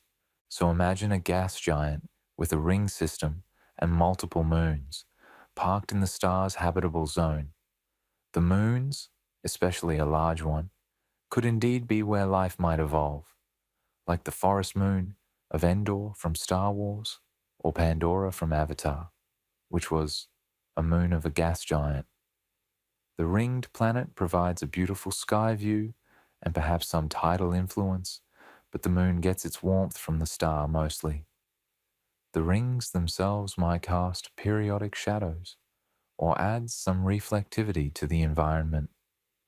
If the rings are broad, the moon might pass through ring shadow depending on orbit geometry. Now, enormous rings might influence the habitability in subtle ways. If a moon orbits near the ring plane, it might experience frequent ring eclipses of sunlight, possibly affecting its climate or cycles. But these would be like regular eclipses, maybe not too long if the moon's orbit is a bit above or below ring plane, or if ring isn't fully opaque. Could life adapt to that? Possibly, just as life on Earth deals with day-night, perhaps some additional dimming periods. Alternatively, if a moon orbits outside the ring plane, it might see a glorious ring arch in its sky. Imagine sitting on an exomoon surface and seeing a huge, shimmering ring spanning the sky like a band of rainbow glass. It could be psychologically inspiring if there were intelligent life to appreciate it, but biologically, it's just a scenic detail. There's also tidal heating. Big moons around big planets often have some tidal flexing, e.g., Io around Jupiter, Europa too. That can actually help habitability in some cases by providing internal heat, like keeping an ocean liquid under ice. For instance, if a moon is a bit too far from the star to be warm, tidal heating might allow subsurface oceans, like Europa or Enceladus. If a moon is in the habitable zone, too much tidal heating could be bad. Volcanic resurfacing like Io could destroy stable environments, but if moderate, it could drive plate tectonics, which may benefit climate stability. It's a balance. Now, consider Super Saturn's moons specifically. J1407b's, candidate big moon, 80% Earth mass. If that truly exists, what an intriguing world that would be. Right now, it's probably quite cold. The star is young, and J1407b is beyond habitable zone probably. But maybe as the star brightens over time, or if the planet migrated, who knows? That moon would be almost Earth-sized, likely having significant gravity and maybe an atmosphere, if it accreted volatiles. Could life start in an underground ocean there, warmed by tidal? Flexing? It's hypothetical, but as a thought experiment, sure. Perhaps some extremophile life could arise around hydrothermal vents on a moon that's getting tidal heat, plus some star heat. The question phrased, distant moons, possibly meaning moons that orbit these huge ringed planets at a distance beyond the rings, or just generally, moons of a distant, from us, ringed planet. I interpret it as the moons orbiting these big ringed planets, defying the laws of planetary formation. Why was that phrased? Possibly because, at first glance, rings that huge challenge our usual formation ideas. Perhaps it implies that these rings shouldn't last, or should have turned into moons already, yet they exist. Or the existence of a massive Earth-mass moon within a disk around a planet might challenge how quickly moons form. The J1407b rings suggest that within maybe approximately 10,000 years, a moon of Earth mass formed to create that gap, which is fast on cosmic timescales, but plausible. Maybe the laws being defied is that a planet shouldn't have that many rings without them clumping, but they found a condition, retrograde, etc., where it can survive for a while. We could also mention other ring systems. One example, not as big as J1407b's, but still interesting, is around the brown dwarf or superplanet called HR 8799e.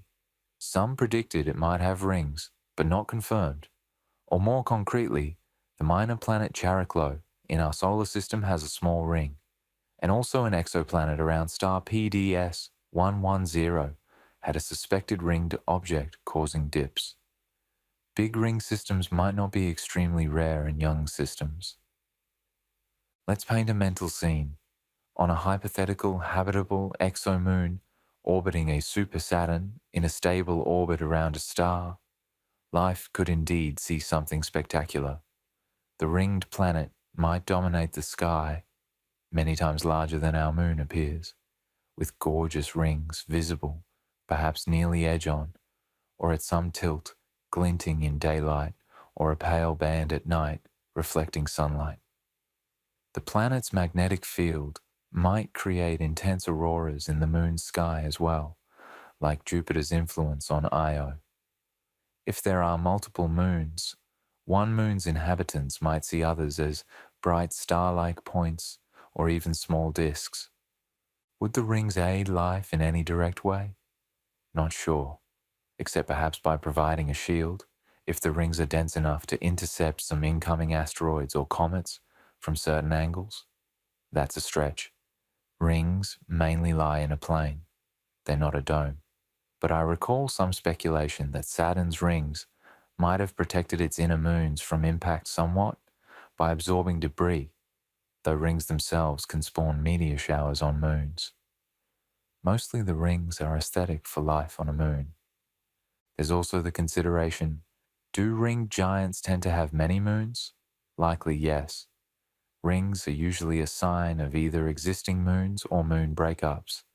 Saturn has many moons, including Titan, which is quite interesting, though just outside habitable because of cold, but who knows about subsurface life on Titan? Different chemistry though. A super Saturn could analogously have many moons, maybe one or more, in or near the habitable zone, if the giant itself is placed right. That multiplies the chances for life.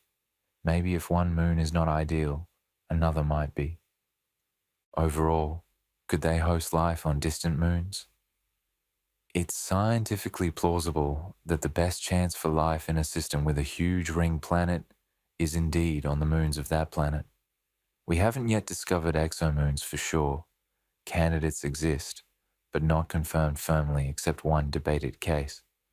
But many believe it's only a matter of time until we detect them. And if a system is analogous to J1407b, with an Earth mass moon, that's nearly a planet in size anyway. Such an object could easily be in the terrestrial category that might have conditions for life if in the right environment.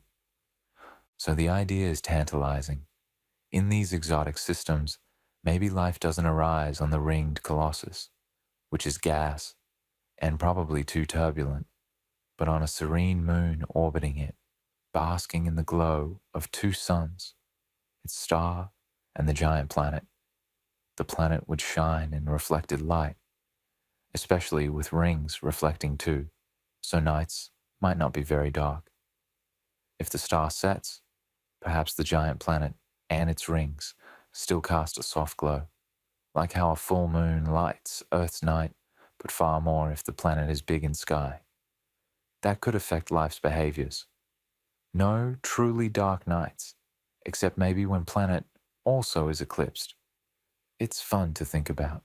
From a formation standpoint, a big ring might mean the planet is young, so any life on a moon, if it's already there, would have to form quickly, unless the rings can persist in some form longer.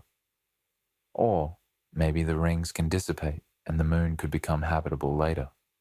It might be that the best life-bearing moons are around older planets that no longer have giant rings. Or maybe moderate rings like Saturn's can last long enough and not hinder life on moons.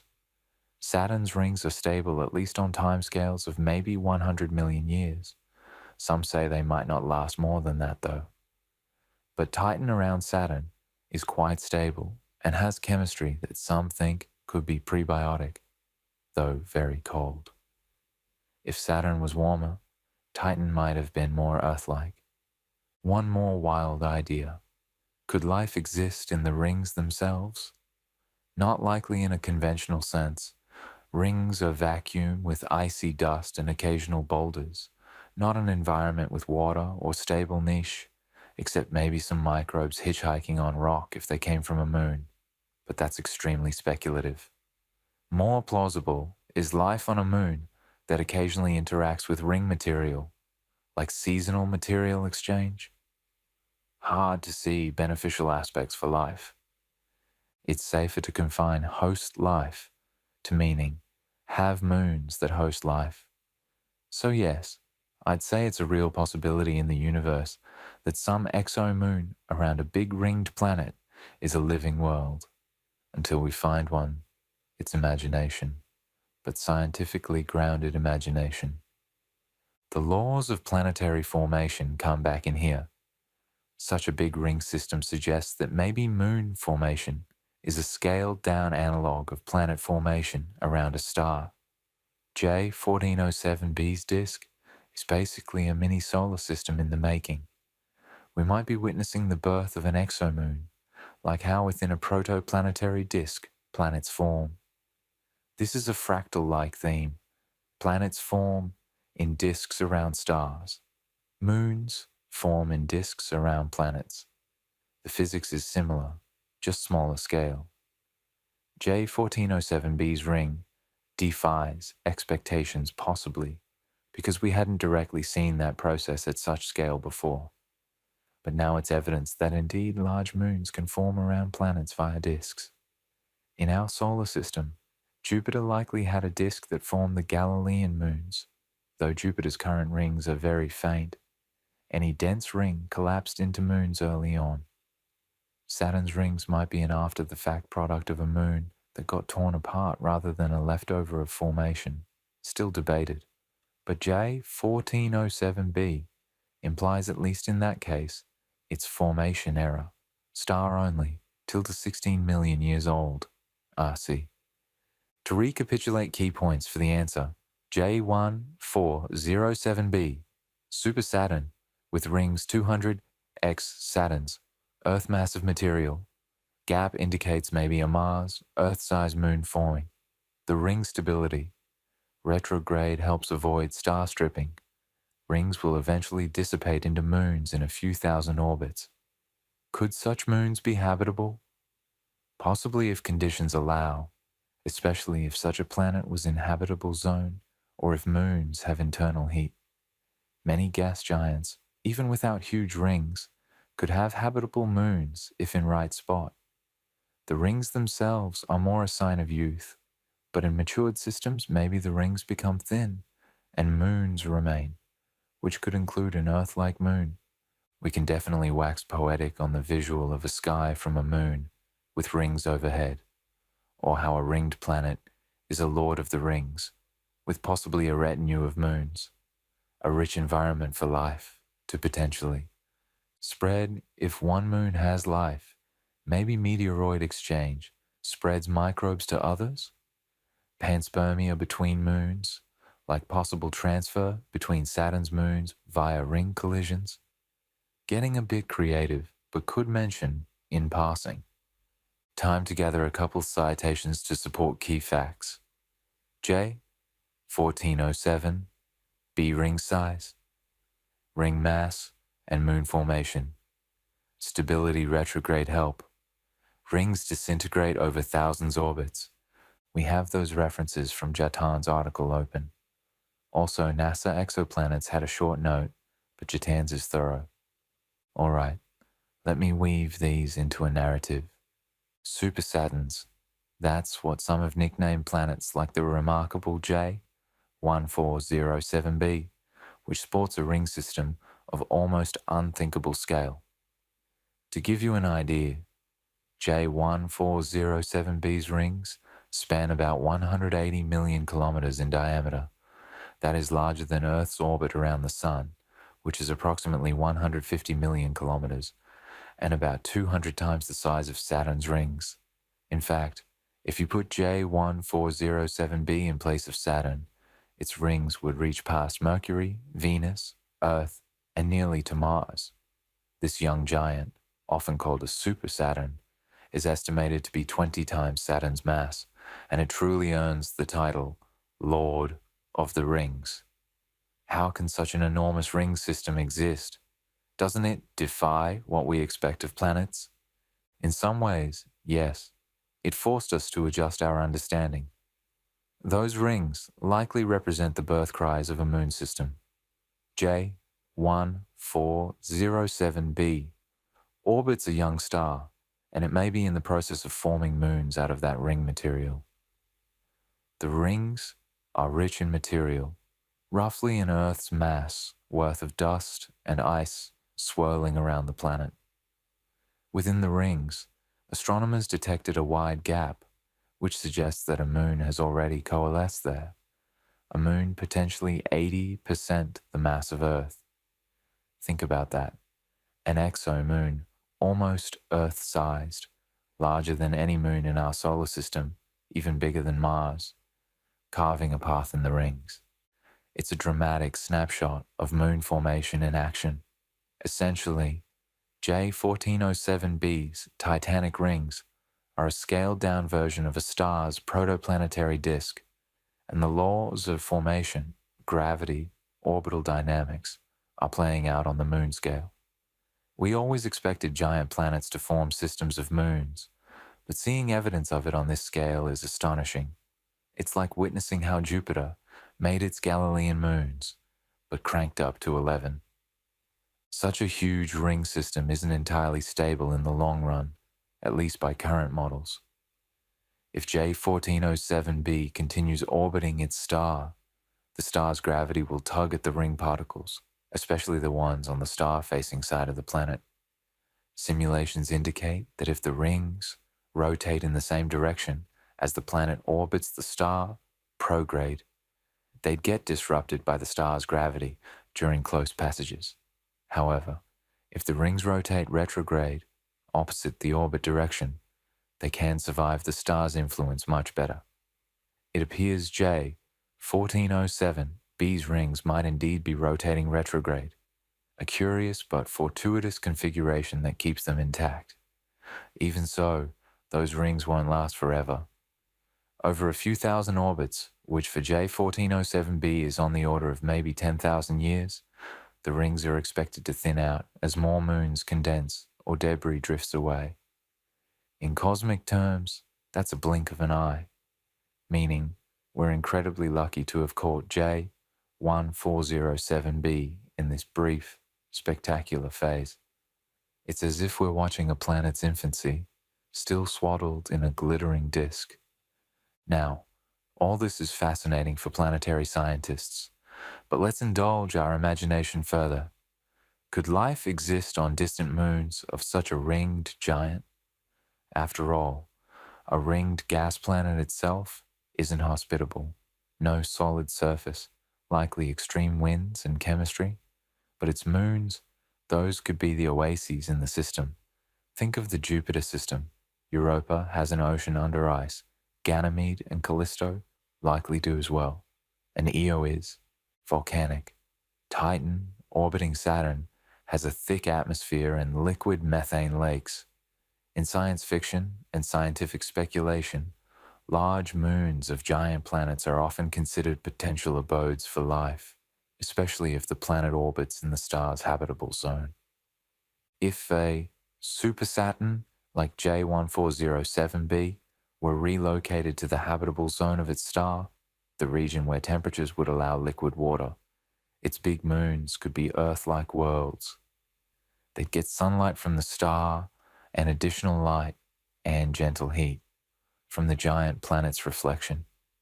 They might even experience a sort of double day, a daytime when the star is up, and a second glow or prolonged twilight when the giant planet looms overhead, its rings scattering sunshine. Nights on such a moon might never be truly dark. The rings and the planet could form a luminous band and disk in the sky, like a permanent Milky Way. It would be a stunning vista. Imagine sitting on a moon's surface and a huge striped planet with arching rings fills a quarter of the sky, casting a soft, multicolored twilight even at midnight. If there were other moons, you might see them as bright star-like points or small disks moving across the sky, occasionally disappearing behind the giant or into its shadow. Could life handle such a scenario? There's no obvious reason why not. In fact, the diversity of conditions might spur a variety of life forms. One challenge could be the tides. A large moon close to a giant planet would experience strong tidal forces.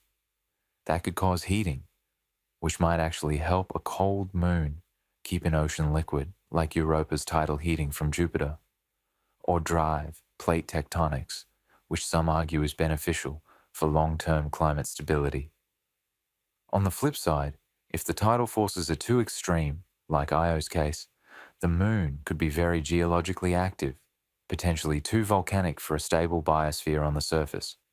But if it's at the right distance, in a tidally stable orbit, not too elliptical, you get just enough tidal flexing to keep things lively, but not catastrophic. In the habitable zone, such a moon could maintain Earth-like conditions, liquid water, an atmosphere, cycles of day-night, governed by both star and planet rises. It might even get protection from cosmic radiation by the giant planet's magnetic field, as many giant planets have strong magnetospheres. Of course, that magnetosphere can also funnel charged particles and cause spectacular auroras on the moon, perhaps painting the sky with sheets of color when the moon passes through the planet's magnetic tail. Interestingly, a big ringed planet could somewhat shield its moons from excessive asteroid bombardment. The rings are made of countless bits of rock and ice, essentially a huge debris net. Any stray comet or asteroid on a collision course with the inner moons might get caught up in the rings or fragmented by them, or at least have its trajectory altered. Even if that's a minor effect, it's fun to think the rings might serve as a cosmic filter for the space environment, potentially reducing impacts on an inner moon and giving life a calmer environment to develop over eons.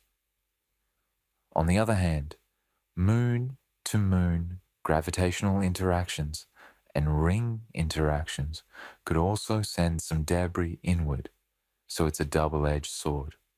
The dynamics can be complex.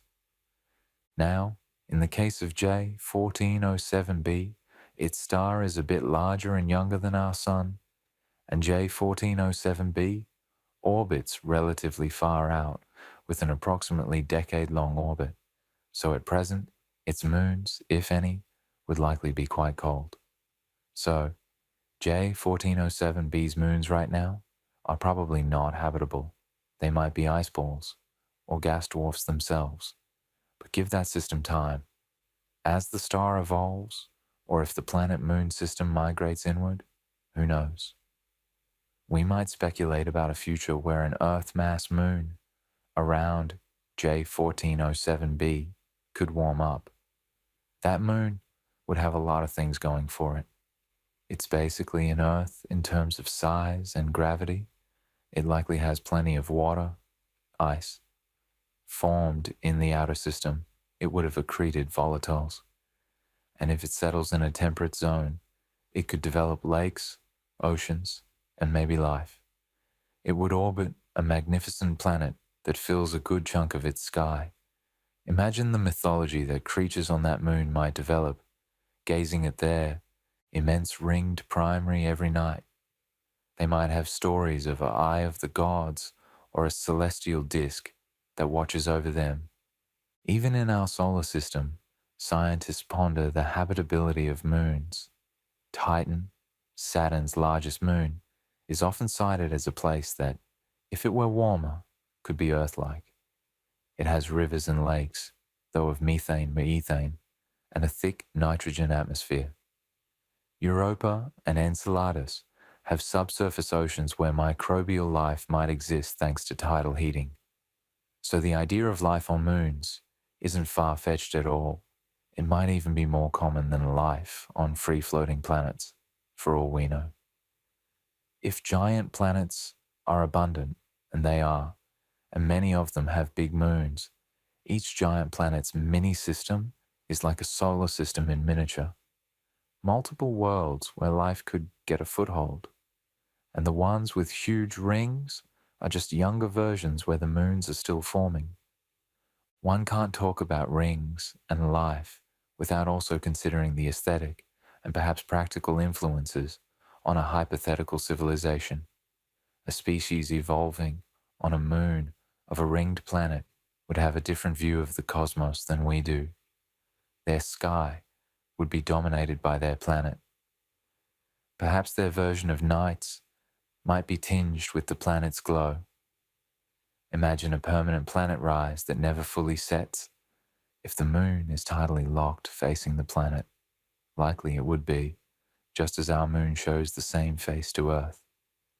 In that case, one side of the moon might always face the giant, with the planet hanging fixed in the sky, while the other side never sees the planet. If life developed on the hemisphere facing the giant, they'd have an ever-present giant moon, the planet, in their sky. That could have all sorts of cultural implications. If they developed on the far side, they might not even know about the planet until they traveled or launched rockets. But that scenario is unlikely if the moon is tidally locked, as the far side might be colder, without the planet's infrared glow and such. It's an interesting twist. Habitable moons might be tidal locked to the planet, meaning one hemisphere gets extra light heat from the planet and the other doesn't. That could create different climate zones. Maybe the planet-facing side is warmer due to reflected sunlight and infrared from the giant, while the outer side is cooler. Life could distribute accordingly, or maybe both sides are habitable, but with distinct ecosystems. Bringing it back to defying the laws of planetary formation, the existence of super Saturns like J1407b initially made scientists raise their eyebrows. How can rings be so huge? Shouldn't they clump into moons quickly? The answer seems to be that they are clumping.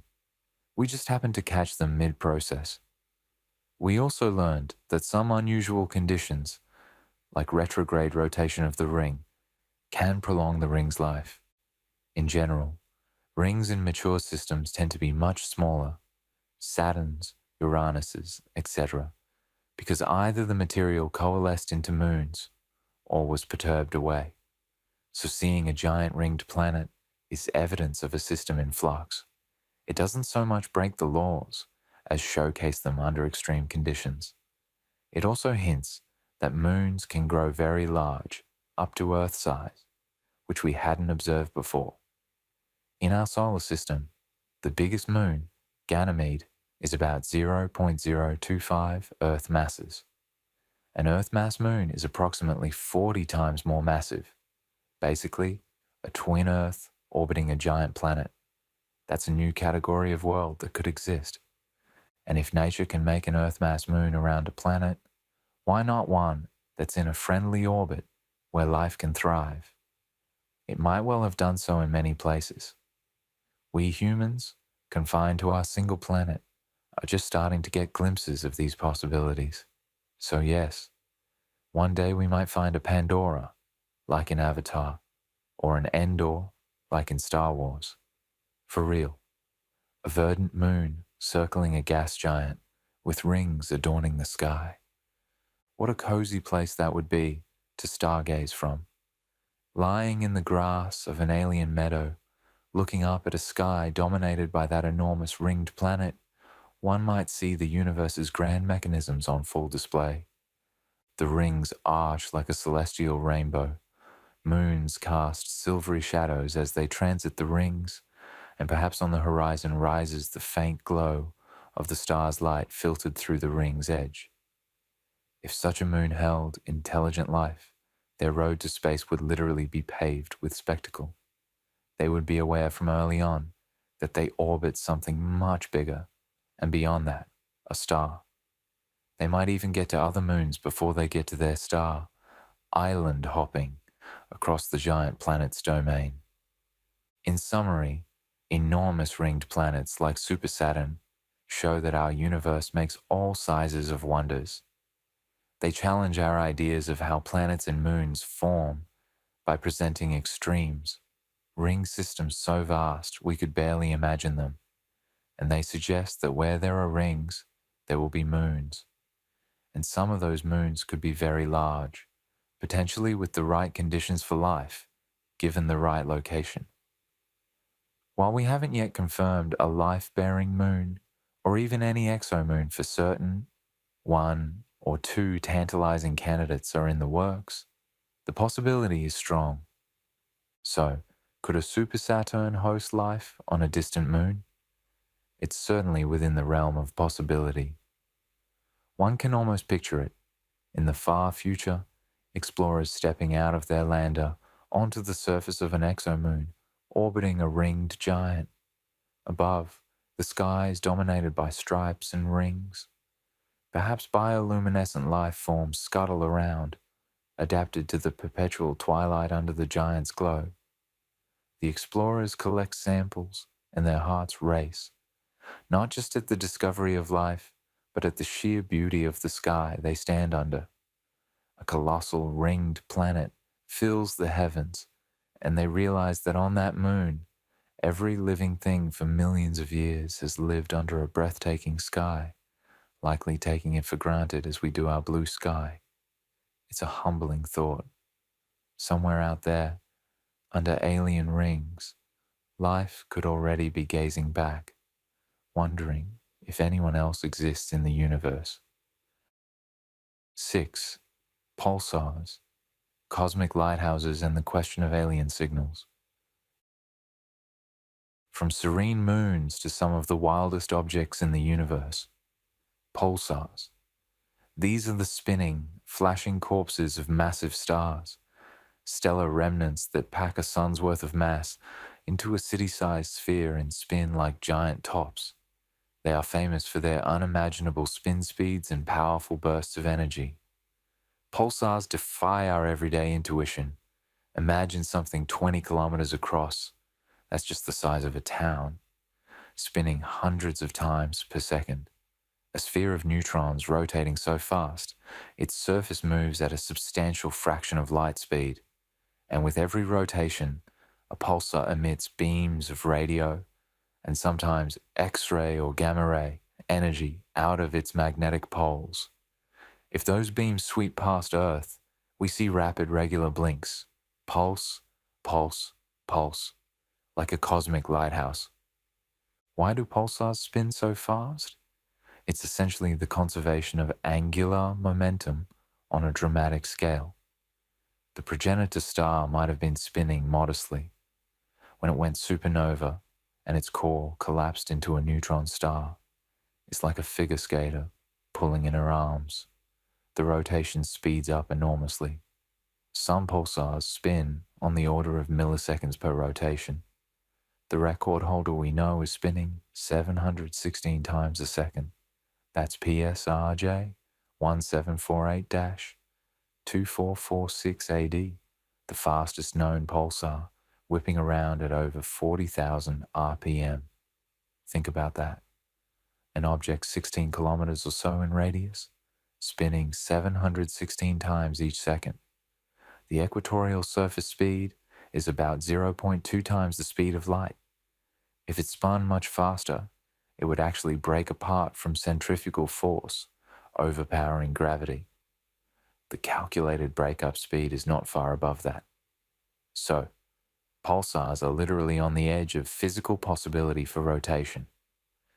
They also have intense magnetic fields, trillions of times Earth's, and as they spin, these fields and the charged particles around the pulsar create beams of radiation. It's like each pulsar is a rotating magnetic cannon shooting out lighthouse beams. From Earth, we detect a pulse each time a beam sweeps by us. These pulses can be extremely regular, in some cases more stable than an atomic clock. It's amazing.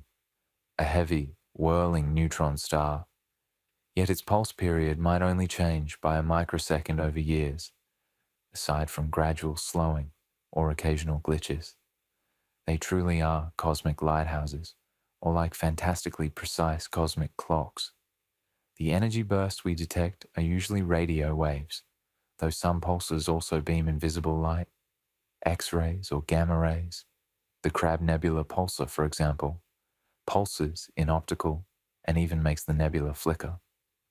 When pulsars were first discovered in 1967 by Jocelyn Bell, then a graduate student, the signals were so regular that for a moment, the team half-jokingly dubbed the source LGM1, short for Little Green Men 1. They wondered if perhaps it was an alien beacon, because natural sources weren't known to pulse so precisely. Of course, it turned out to be a natural phenomenon, the first known pulsar, CP1919, later PSRB1 919 plus 21. But that little green man moniker shows how strange pulsars seemed. Nature, in this case, outdid our science fiction expectations.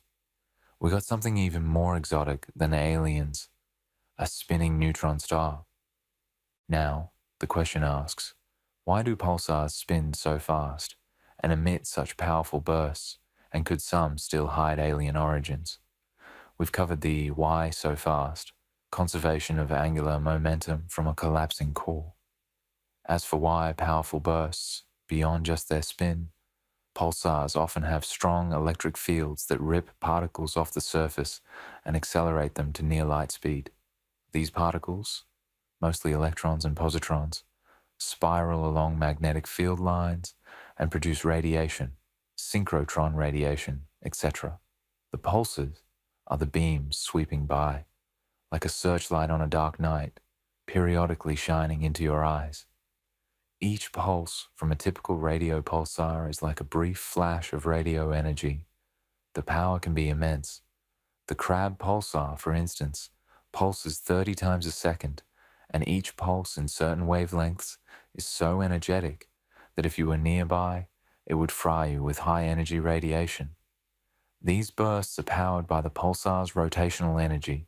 They gradually slow the pulsar down, very slowly. We see pulsars gradually lengthen their period over centuries.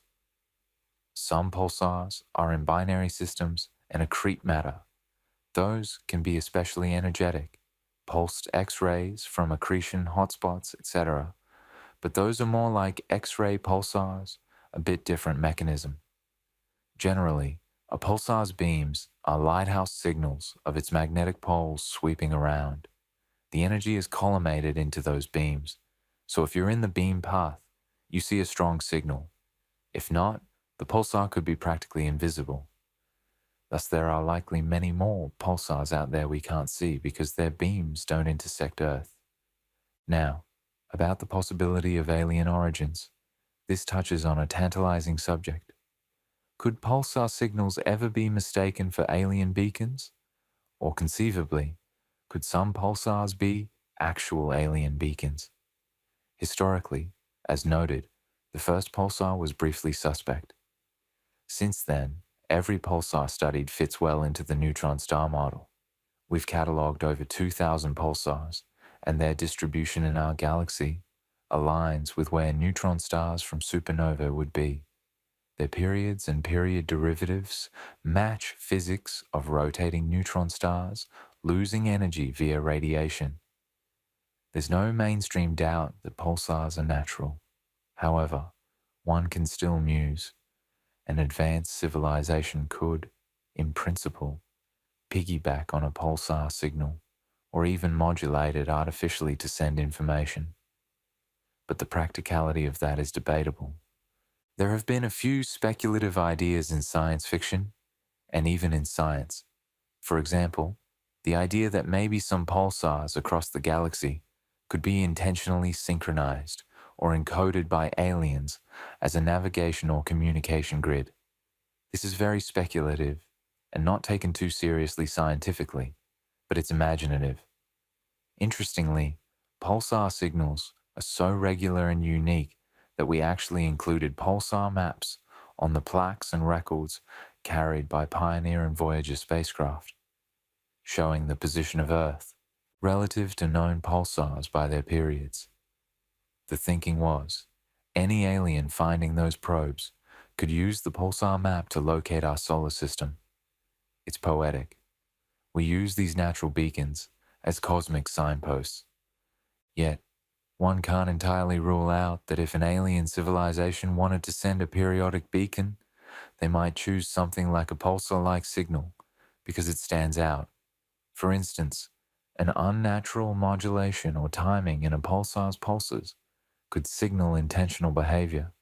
So far, no pulsar shows any deviation that suggests information or a pattern beyond what nature yields. We do see some oddities, e.g., pulsars that glitch, sudden changes in rotation rate, or that switch modes of pulsation. But those have plausible physical explanations, starquakes, magnetospheric changes. However, speculation lingers in the fringes of SETI discussions. A few researchers have playfully asked, could aliens use pulsars? One paper mused that maybe extraterrestrials could encode data in pulsar timing by slight adjustments, effectively using them as a galactic GPS or communication array. It's highly conjectural. Another more recent mystery in astrophysics has been fast radio bursts, FRBs. Extremely brief, millisecond, but intense bursts of radio waves from distant galaxies. Most evidence now suggests they are from magnetars, a type of neutron star, or other exotic astrophysical processes. But when they were first discovered, some wondered if they might be artificial signals, given their short, strong, and somewhat uniform nature. FRBs repeat in some cases, but irregularly. One Harvard paper even proposed FRBs could be powerful alien laser bursts used to propel light sails, leaking radio energy in the process, so not communication, but some alien energy infrastructure. This is very speculative, and not the leading theory at all, but it shows the creativity at the intersection of astrophysics and SETI. To focus, could some pulsars still hide alien origins? If by that we mean, could some pulsar signals be artificial? It's exceedingly unlikely, given all we know, but one can't 100% dismiss the notion that an advanced civilization might imitate a pulsar or use it. If they wanted to broadcast a galaxy-wide "We are here" message, modulating a pulsar might be clever, because pulsars are visible across huge distances. But altering a neutron star's pulses is beyond even our hypothetical tech levels. It would require huge energy input or mega engineering. Alternatively, a simpler thought. Maybe aliens chose to send a beacon that looks a bit like a pulsar but isn't exactly one, hoping a technically advanced species might notice the oddities. We humans probably would notice if a pulsar had a pulse arrival sequence that encoded, say, prime numbers or a mathematical pattern, something nature wouldn't produce. So far, no such anomalies have been found in pulsar timing. We look very closely at pulsar signals for physics and haven't found any hidden Morse code from ET. That said, pulsars did inadvertently lead to one of the first SETI false alarms, the LGM story. They remind us how the line between natural and artificial can blur when we encounter phenomena beyond our prior experience. Today, if we saw a series of precisely timed optical flashes from a distant star, we might think alien laser or alien beacon because we know of no natural process that does that. But tomorrow, we might discover a new kind of star or magnetic phenomenon that does it naturally. Pulsars were one such revelation. Let's also not forget that pulsars themselves can have planets. In fact, the very first confirmed exoplanets were found around a pulsar, PSR B1257 plus 1, 2, in 1992. 3 small Earth mass planets were discovered by their effect on the pulsar's timing. It was shocking. Who expected planets around a neutron star? Those planets likely formed from fallback material after the supernova, or they are the remnants of a companion star that got shredded. Either way, they are in a hellish environment, constant radiation and particle flux from the pulsar. Life as we know it is extremely unlikely there. Any previously existing life in the stars, original system would have been obliterated in the supernova. But ironically, pulsars gave us the first known exoplanets, perhaps not the friendliest real estate. But it shows nature's resilience in making planets even in weird places. If one were whimsical, one might even consider, could a technologically advanced species utilize a pulsar for something? Perhaps not living there, but maybe as an energy source or navigational reference, as we plan to use pulsars for spacecraft navigation in deep space. Stepping back, the spectacle of a pulsar is almost surreal. If you were to stand In an indestructible suit, near a pulsar, you'd hear, well, not sound, because it's vacuum, but you'd detect the pulses of radio and high-energy radiation, like clockwork strobing space itself. The energy would fry you, if not protect it. The area around a pulsar is a deadly maelstrom of magnetic fields and high-speed particles. Yet, they are beautiful in concept. Lighthouses shining across the cosmos, some flashing dozens or hundreds of times a second with perfect regularity. Each pulse we detect is basically the neutron star shouting out, "I am here," with each spin. So do any of those flashes hide an intentional message? Probably not, at least none we've seen. But pulsars have inadvertently become humanity's message to others. On the plaques bolted to the Pioneer spacecraft and the golden records on Voyager, we engraved a map of 14 pulsars with their pulse periods. The logic was that any recipients out there who understand physics would likely know about pulsars being such fundamental cosmic beacons. The plaque indicates the period of each pulsar as a binary number and their position relative to the Sun. Since pulsar periods gradually change, an advanced civilization could even deduce how long ago the plaque was made by comparing the listed period to the current period. In a way, we already use pulsars as a galactic communication tool, not to communicate with aliens, but to communicate our position to aliens. It's poetic. These natural blinking stars are the Rosetta Stone we chose to help someone locate us. And if the idea of alien pulsar maps sounds fanciful, note that we ourselves have now used pulsars to navigate. In 2017, an experiment on the International Space Station successfully used X-ray pulsar measurements to pinpoint the station's location autonomously, essentially a GPS system using pulsar beacons. In the future, spacecraft traveling far from Earth might carry a pulsar map on board to know where they are, much like ancient seafarers used the stars. So pulsars, though not of alien origin, might become the guideposts that allow us to traverse space, a lovely synergy of nature's weird physics and our ingenuity. In summary, pulsars spin unimaginably fast because they are the collapsed cores of stars, conserving angular momentum and compressing it into a tiny radius, turning them into relativistic spinning tops. They emit powerful beams of energy due to their intense magnetic fields, accelerating particles to near light speed, creating lighthouse-like radiation beams. And as for aliens, while pulsar signals themselves show no signs of being alien-made, their patterns are fully explainable by neutron star physics.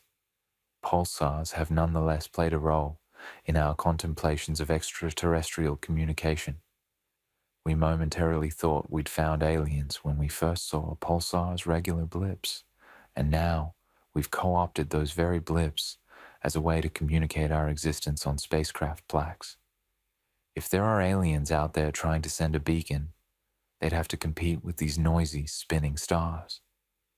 But maybe, just maybe, if we ever did detect a series of pulses that were too orderly or encoded in an unnatural way, say pulsing primes or some complex modulation, we would once again have to wonder, is this Little Green Men version 2? Until then, pulsars remain astonishing natural beacons, no less fascinating for being natural, and perhaps even more so, because they show the universe's extreme limits.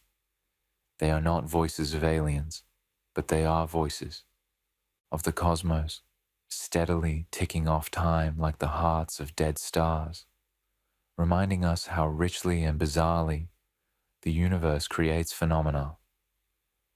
So as you lie here, heart beating slowly as you relax, imagine those distant pulsars out there, tiny, dense stars spinning in the dark, each pulse a hello from the aftermath of a supernova. In the grand stillness of space, they are a steady rhythm, perhaps the closest thing the universe has to a natural heartbeat. And who knows, perhaps one day we'll find not aliens in the pulsars, but aliens listening to them just as we do, using those cosmic lighthouses to navigate and explore as fellow travelers under the same cosmic clock. 7. Black holes and ghostly planets. Life in the shadow of gravity. From pulsars, we drift further into the extreme. Black holes, the ultimate cosmic abysses. Black holes are already weird by themselves, regions where gravity is so intense that not even light can escape from within a boundary called the event horizon. Now imagine a planetary system around such a dark monster, a ghostly planetary system orbiting an object that isn't a shining star at all, but an invisible phantom in space. How would such a system be different from our own? And the profound question, could life ever exist near a black hole? Let's set the stage. A stellar black hole might form from a supernova, perhaps starting around 5 to 15 times the mass of the Sun, but crushed into a sphere maybe only 30 to 60 kilometers across. Any planets that were in close orbits around the original star would likely have been obliterated or flung away in the supernova explosion. But it's possible that more distant planets could survive, continuing to orbit the black hole remnant. Additionally, some black holes might capture rogue planets passing by, or planets might form from fallback disks around a black hole, somewhat analogous to pulsar planets, or like how moons form around planets. So there's nothing forbidding a black hole from having planets orbiting it. Indeed, we haven't detected one for certain yet, but we also haven't looked very much. The orbits would be stable as long as they're far enough out not to be affected by weird, relativistic effects or tidal disruption. To a faraway observer, a planet orbiting a black hole follows Kepler's laws almost like it would around a star of the same mass. Gravity is gravity. So dynamically, a ghostly black hole system could look in terms of orbits, rather like a normal star system, minus the light. But what makes it so different from our own is obvious. The central body emits essentially no visible light, unless it's feeding on matter, in which case it might have a hot accretion disk or jets. More on that in a moment. Normally, a star provides light and warmth. A black hole planet would orbit an object that is, well, black, or at best, dimly glowing in some X-rays if there's an accretion disk. So for any planet to have life as we know, it would need an alternative energy source. Perhaps its star was a sun-like star that became a black hole, and maybe the system also has a companion star that still shines. Like a binary system where one star went supernova, leaving a black hole, and the other star is still there. In that case, planets might orbit the binary's center. Effectively, they'd still get sunlight from the remaining star. But let's consider a lone black hole with planets. It's a dark world scenario. The planet's sky would be black. No sun, just stars. The black hole itself might be visible only by the strange gravitational lensing it causes. It could distort the background star field into rings or arcs when you're aligned just so. There might be an eerie halo of light around the black hole if it's capturing some interstellar gas, a faint accretion disk, or perhaps it has a glow from infalling matter occasionally. It's truly a ghostly system. You could have a planet with moons, seasons, etc., but no sun in the sky. The primary's gravity still anchors everything, but it's an unseen anchor. It's as if our solar system's center went. Pitch black and cold. What would remain is planets still orbiting out of inertia, but receiving no sunlight, plunging into frigid darkness. If life were to exist there, it would have to be under very special circumstances. Maybe a large planet around a black hole could have moons with tidal heating, like Europa's ocean kept warm by Jupiter's tides. Or the planet itself might have internal heat, radioactive decay, residual formation heat that keeps a subsurface ocean or geothermal vents going. Life might cling around those vents, as on Earth's deep ocean floor, independent of sunlight. Alternatively, if the black hole is actively accreting, say, pulling gas from somewhere, the accretion disk or jets might produce X-rays and energetic particles. That's not friendly radiation usually, but it's energy. Perhaps life could evolve to use some exotic chemistry driven by that high energy radiation, though it seems very far-fetched. That environment would likely strip atmospheres and sterilize surfaces rather than nurture life. There was a whimsical but physics-grounded thought experiment by astronomer Neil Commons about a planet orbiting a black hole he called Pluto. In his book, What If the Earth Had Two Moons? He envisioned a planet far enough to avoid being ripped apart, and the black hole mass had to be huge for the planet to get enough tidal heating. That scenario produced a tide-locked planet with internal heating that could maintain an ocean under ice, I recall. It's a dark world, but maybe with life in oceans warmed by tides. Another imaginative scenario, Interstellar, the movie, famously featured a planet orbiting a supermassive black hole named Gargantua. In the film, one planet was so close to the black hole that relativistic time dilation occurred. 1 hour on the surface equals 7 years outside. That planet, Miller's planet, had giant waves and was not conducive to life for long. Another planet, Man's planet, was further out and cold, and a third, Edmund's planet, was around a neutron star, I think. While the physics in the movie was as accurate as Hollywood likely ever got for a black hole depiction, thanks to Kip Thorne, realistically, a planet that close to a Gargantua-like black hole would get fried by intense gravitational tides and radiation from any accretion disk. Also, the time dilation that severe suggests enormous gravitational gradients, so likely not hospitable directly. But further out around a supermassive black hole, there's an interesting possibility. A supermassive black hole, millions of solar masses, like at a galaxy center, could have a relatively gentle gravity gradient at distances of a few light years.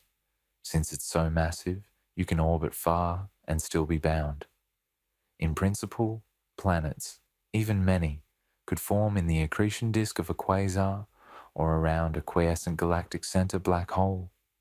Scientists have speculated about planets, black hole planets. One study suggested thousands of Earth-mass planets could form in the disk around a supermassive black hole at distances of order 10 light-years from it. Those planets would be bathed in the glow of the accretion disk, which, if the disk is active, could mimic sunlight at those distances. Remarkably, calculations indicated a habitable zone around an actively accreting supermassive black hole, not close to the hole, that's deadly, but further out where the disk's radiation is, at a flux similar to what Earth gets. That accretion disk sun would look bizarre, likely extremely bright, and somewhat spread out in the sky, maybe a ring of light. The night sky on such a planet would also be insane. They'd be at a galaxy center, so stars are densely packed. The night sky might be 100,000 times brighter than ours, as the BBC article suggested. Those stars would be aberrated, the black hole's gravity focusing them mostly in one direction due to the planet's high orbital speed around the black hole, making it look like all stars are smeared into one side of the sky, a strange effect of going a significant fraction of light speed around the hole. But could life exist in such a harsh radiation environment? The problem with black holes, as central suns, is the radiation is often heavily weighted in X-rays, Charge UV, if it's an accretion disk, and the environment includes high-energy particles, cosmic rays, and gravitational dangers, like relativistic effects and potential flares. That might require life to have strong shielding, like living underwater or underground. It's not impossible. Perhaps life could adapt under an ocean with the disk's light filtered to a warm glow. Or perhaps if the disk is quiescent enough, a stable climate could form. It would definitely be life, not as we know it, maybe using different biochemical pathways to cope with high radiation fluxes. Radiotrophic fungi on Earth can use radiation to grow. Interestingly, on Earth, they've been found in Chernobyl's ruins, feeding on radiation. Something like that might be plausible as a starting point. If the black hole isn't actively feeding, then it's dark, and we're back to basically no light source. A supermassive black hole with no disk is just dark. The surrounding galactic stars might still provide light if there are enough, like in a dense cluster, but not like a sun. One often cited plus for black hole environments, at least in fiction, is the idea of time dilation. Like in Interstellar, near a black hole, time flows slower. Could a civilization leverage that? Possibly to experience more subjective time while the universe ages slower outside. But that's more a far-out philosophical thing than a survival strategy. Time dilation near a black hole isn't a boon for biology. It's more a hazard and curiosity. From a physics standpoint, near a black hole, you also get weird gravitational effects. E.g., intense tidal forces if you're near the event horizon. For small black holes, you'd be spaghettified if you ventured too close. For large black holes, the tidal forces at the horizon might be negligible, but then other issues come in, like you can pass the horizon relatively safe, but you can't get out, and any stable orbit must be outside the innermost stable orbit, which for a non-spinning black hole is at 3 times the radius of the event horizon. Any closer, and you spiral in. So planets can't orbit arbitrarily close. They'll have a boundary. One fun concept: black holes have what's called the photon sphere at one point, 5 times the horizon radius, for Schwarzschild BH. At that distance, light can orbit in circles. You wouldn't want a planet anywhere near that. It'd be deep in lethal territory. But if you had a spaceship, or hypothetically some station, you could see the back of your own head due to light orbiting the hole and coming back around. That's not relevant to life, but it's a mind-bending difference from normal systems. So, how ghostly and different is a black hole system? Very. Instead of a warm, bright sun, you have a dark center that might distort and gravitationally lens things. An almost haunted cosmic mansion with an invisible master. The planets would receive little to no heat unless there's some other body, like a disk or companion star. Everything would be colder and darker. Possibly, if one of the planets still has decaying radioisotopes, it could have volcanoes, or maybe a thick insulating atmosphere to hold some heat, like a rogue planet scenario. Some theorize that a rogue planet with a thick atmosphere or geothermal activity could maintain liquid water under an ice layer even without a sun. Could life exist near one? If we allow a broad definition, maybe microbial or extremophile life in sheltered environments could persist. For instance, suppose a Jupiter-like planet orbits a black hole at some distance. That planet's large moon, like in Europa, has an ocean under ice warmed by tidal forces from interactions with other moons or residual internal heat. That moon might not need sunlight at all, similar to Europa's hypothesized life in its dark ocean, possibly living off hydrothermal vent energy. That scenario doesn't care if the primary is a star or a black hole or just a big planet. It's independent of starlight. So yes, life could survive in niches that don't require a sun. In that sense, a black hole system could host life, but it would likely be life that doesn't know or need the black hole's existence, hidden perhaps under ice or in subterranean lakes, on a sufficiently warm planet. For a more Earth-like life, with photosynthesis and a stable climate on the surface, you'd likely need a substitute for sunlight. As mentioned, an accretion disk could be one. The 2019 study that the BBC article described suggests if you have a supermassive black hole with a luminous accretion disk, you could have a stable habitable zone where the disk's radiation is just right. The disk would provide light, though likely more reddish or bluish depending on disk temp.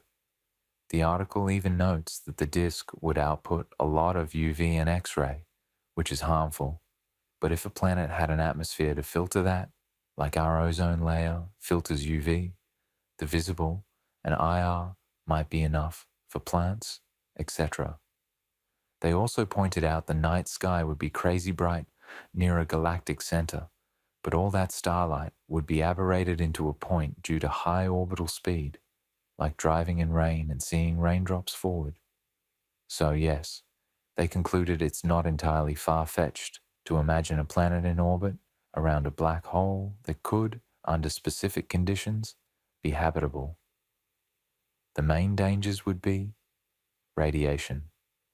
Accretion disks and jets produce a lot of high-energy radiation. But maybe at 10 light-year distance, the intensity is down to sunlight levels, and the atmosphere can handle the rest. Gravitational instability. At galaxy centers, gravitational interactions with other stars, etc., could perturb orbits. Also, a planet 10 light-years out from a black hole is basically at the fringe of a dense star cluster. Not sure how stable that is. Time dilation. Not a direct danger, but near a supermassive BH. At 10 light-years, time dilation is negligible. So ignore that. Lack of stable day-night cycle. Around a black hole, if the disk is the light source, a planet orbiting the black hole might have weird day lengths, possibly tidally locked to the black hole's disk radiation if too close, or just an irregular orbit because it's not anchored to a single point, but a whole bright disk. It's a lot of ifs. So, likely, life near a black hole is not the first place we'd expect to find ET. It's inherently a more hostile environment than around a nice stable star. But one thing, if life could survive, maybe in a subsurface ocean, near a black hole, it might last a long time because black holes themselves can live effectively forever. They evaporate via Hawking radiation, but on timescales far longer than the universe's current age for large ones. A star has a finite lifespan burning fuel. A quiet black hole just sits.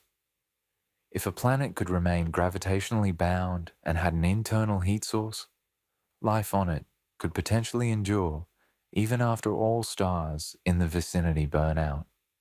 A far future scenario where black holes might be among the last refugees of energy via Hawking radiation or occasional matter infall. Some science fiction speculates about extremely advanced beings harnessing rotating black holes as energy sources or using their time dilation to survive eons. But that's deep into speculation. In summary, black hole planetary systems would be markedly different.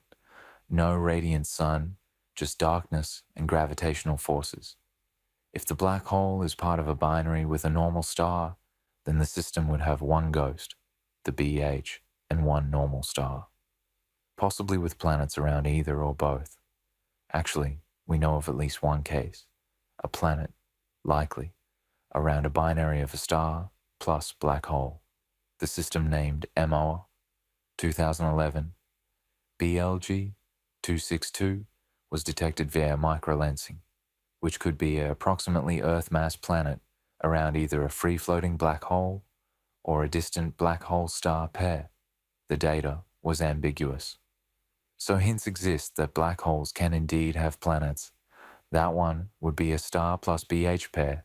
Presumably, the planet gets normal starlight from the living star and doesn't care the other object is a BH, aside from orbital gravitational effects. But the question likely imagines a lone black hole with ghostly planets, dark, Cold worlds lit maybe by faint starlight from background or by exotic means. It invites a contemplative mood. How lonely and eerie it would be compared to our bright solar system. Picture being on a planet orbiting a black hole. In the sky, you see nothing where your sun should be. Instead, perhaps a black round patch where stars behind it are missing, maybe ringed by a gravitationally lensed ring of light, the Einstein ring of background stars.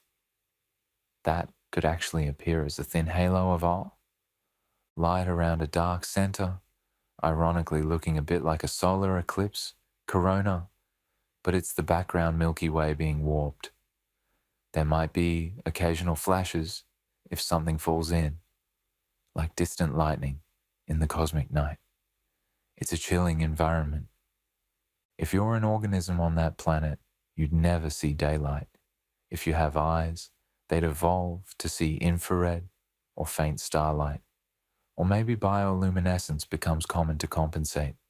Life might cluster around geothermal hotspots. On the positive side, no day-night cycle might mean a stable cold environment under thick atmosphere or ice. Life might not mind darkness if it never knew light. Thus, black hole systems are very different from our sun's realm.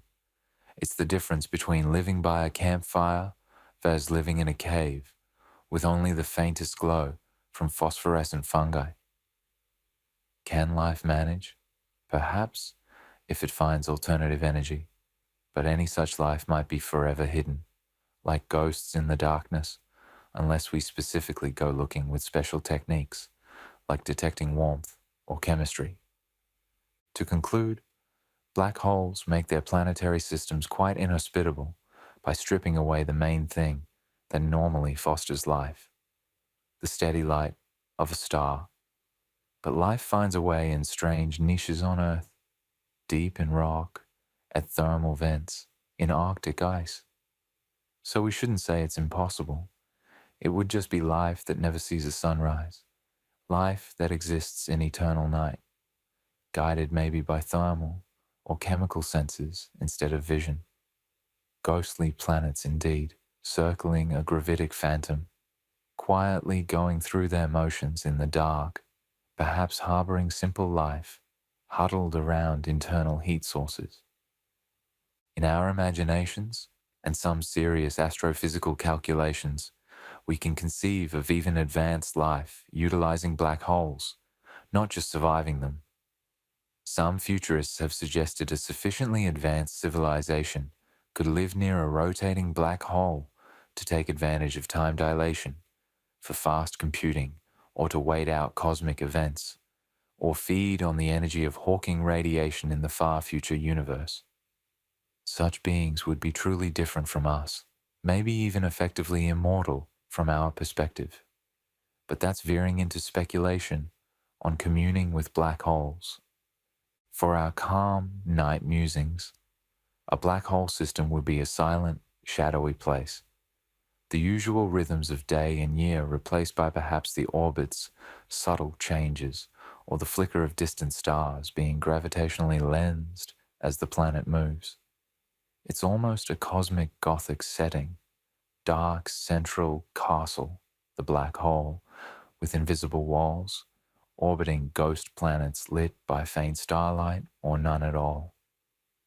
If one believes in the resilience of life, one might imagine microbes on a moon around a black hole, living off tidal heating or chemical energy, utterly unaware that just beyond their sky lies the most extreme object in the universe.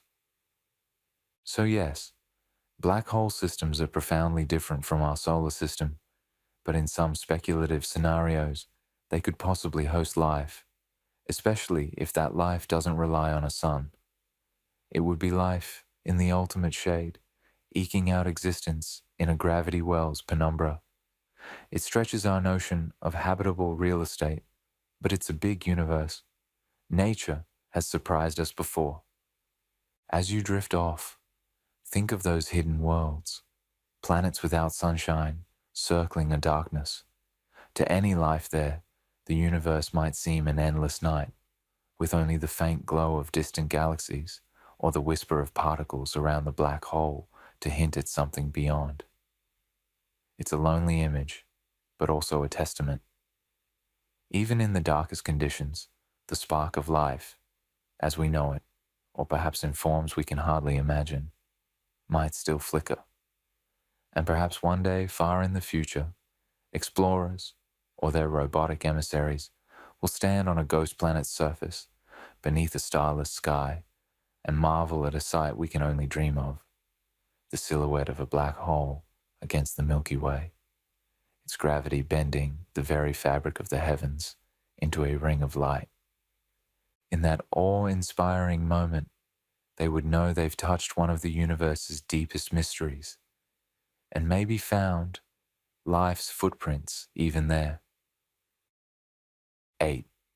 Are we living inside a massive cosmic void?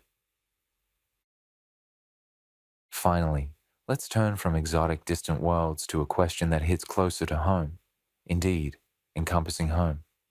Are we living inside a massive cosmic void? And if so, what would that mean for our place in the universe, especially regarding how fast the universe is expanding? First, what's a cosmic void? The large-scale structure of the universe is often described as a sort of cosmic web. Galaxies cluster along filaments and sheet-like structures, and between those filaments lie huge voids, vast regions with far fewer galaxies, essentially big cavities of empty, or at least low-density, space that can be tens to hundreds of millions of light years across. Think of a sponge or foam.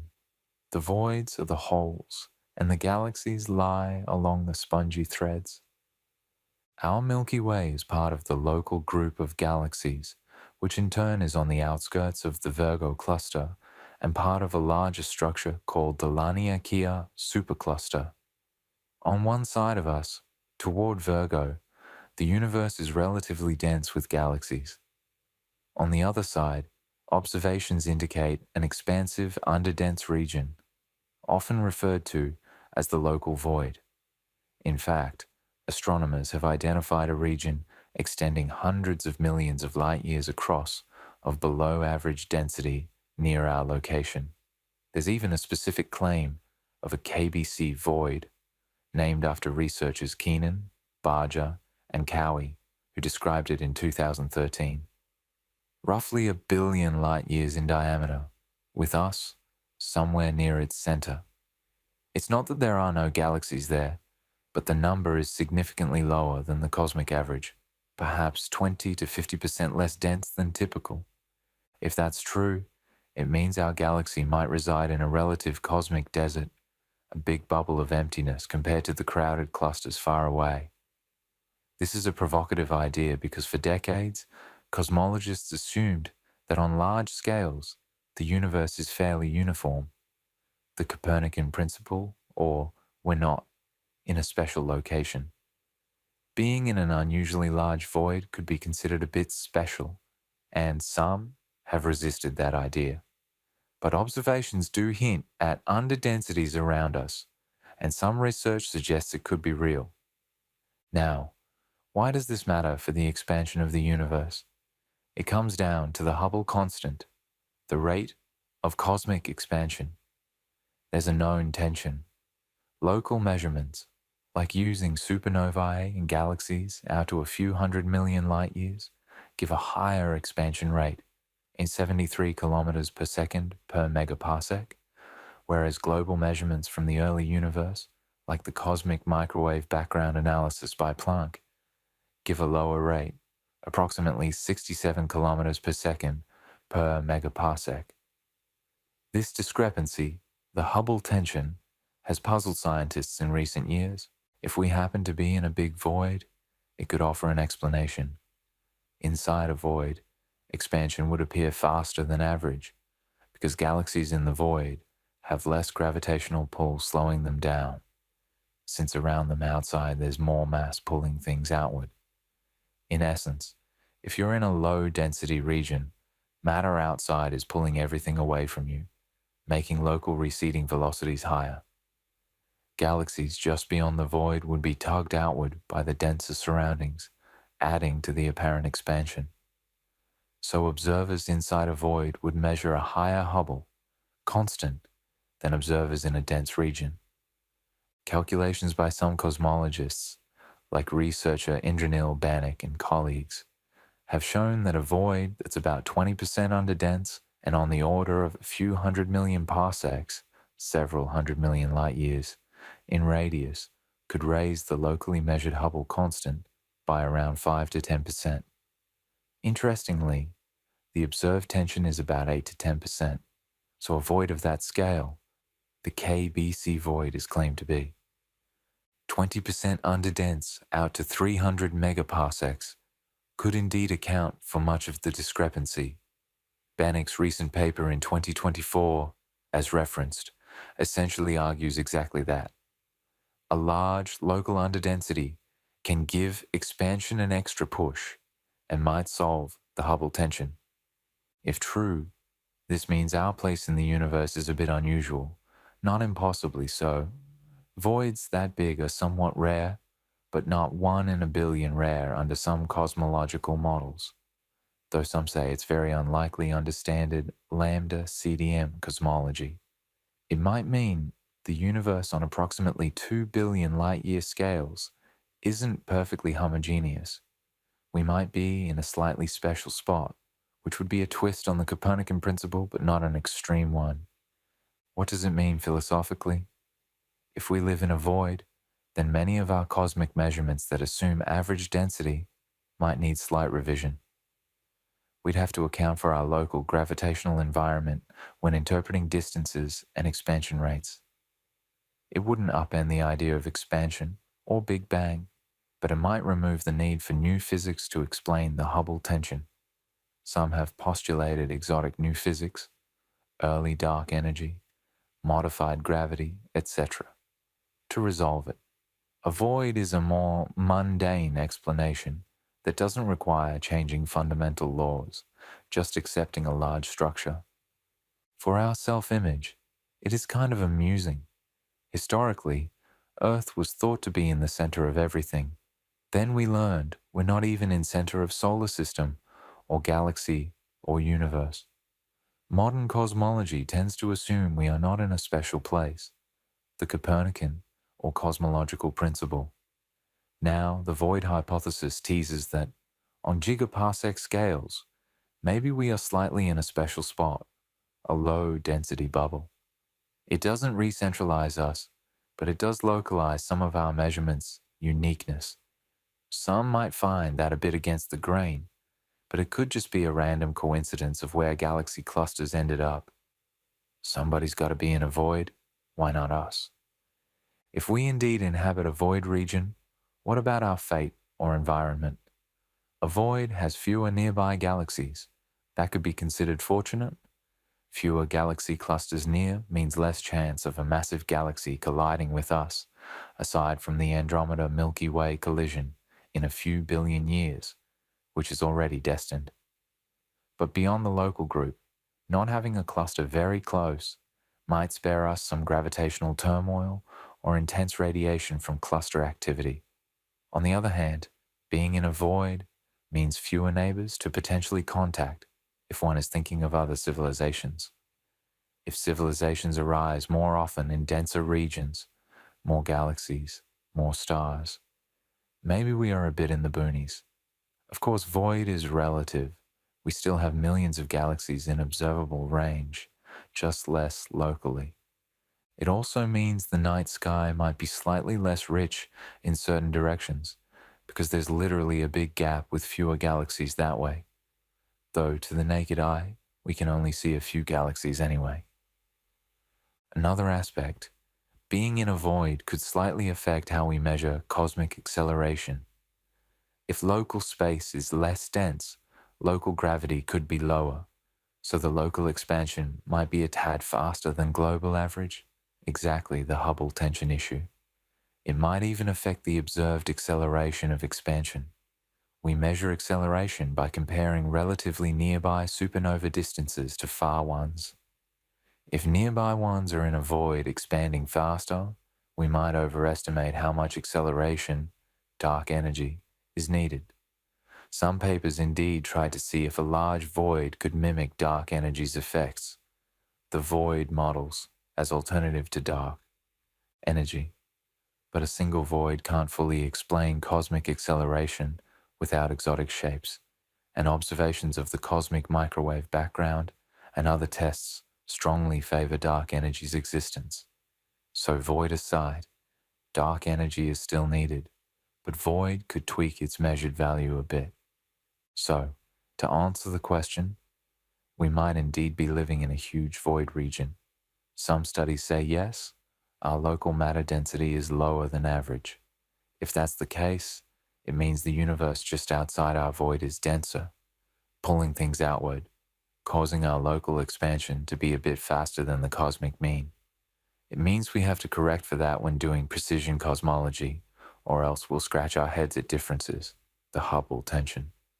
It doesn't mean anything drastic, like we're at the center of the universe, just a local bubble of different density. One could liken it to being in a super bubble.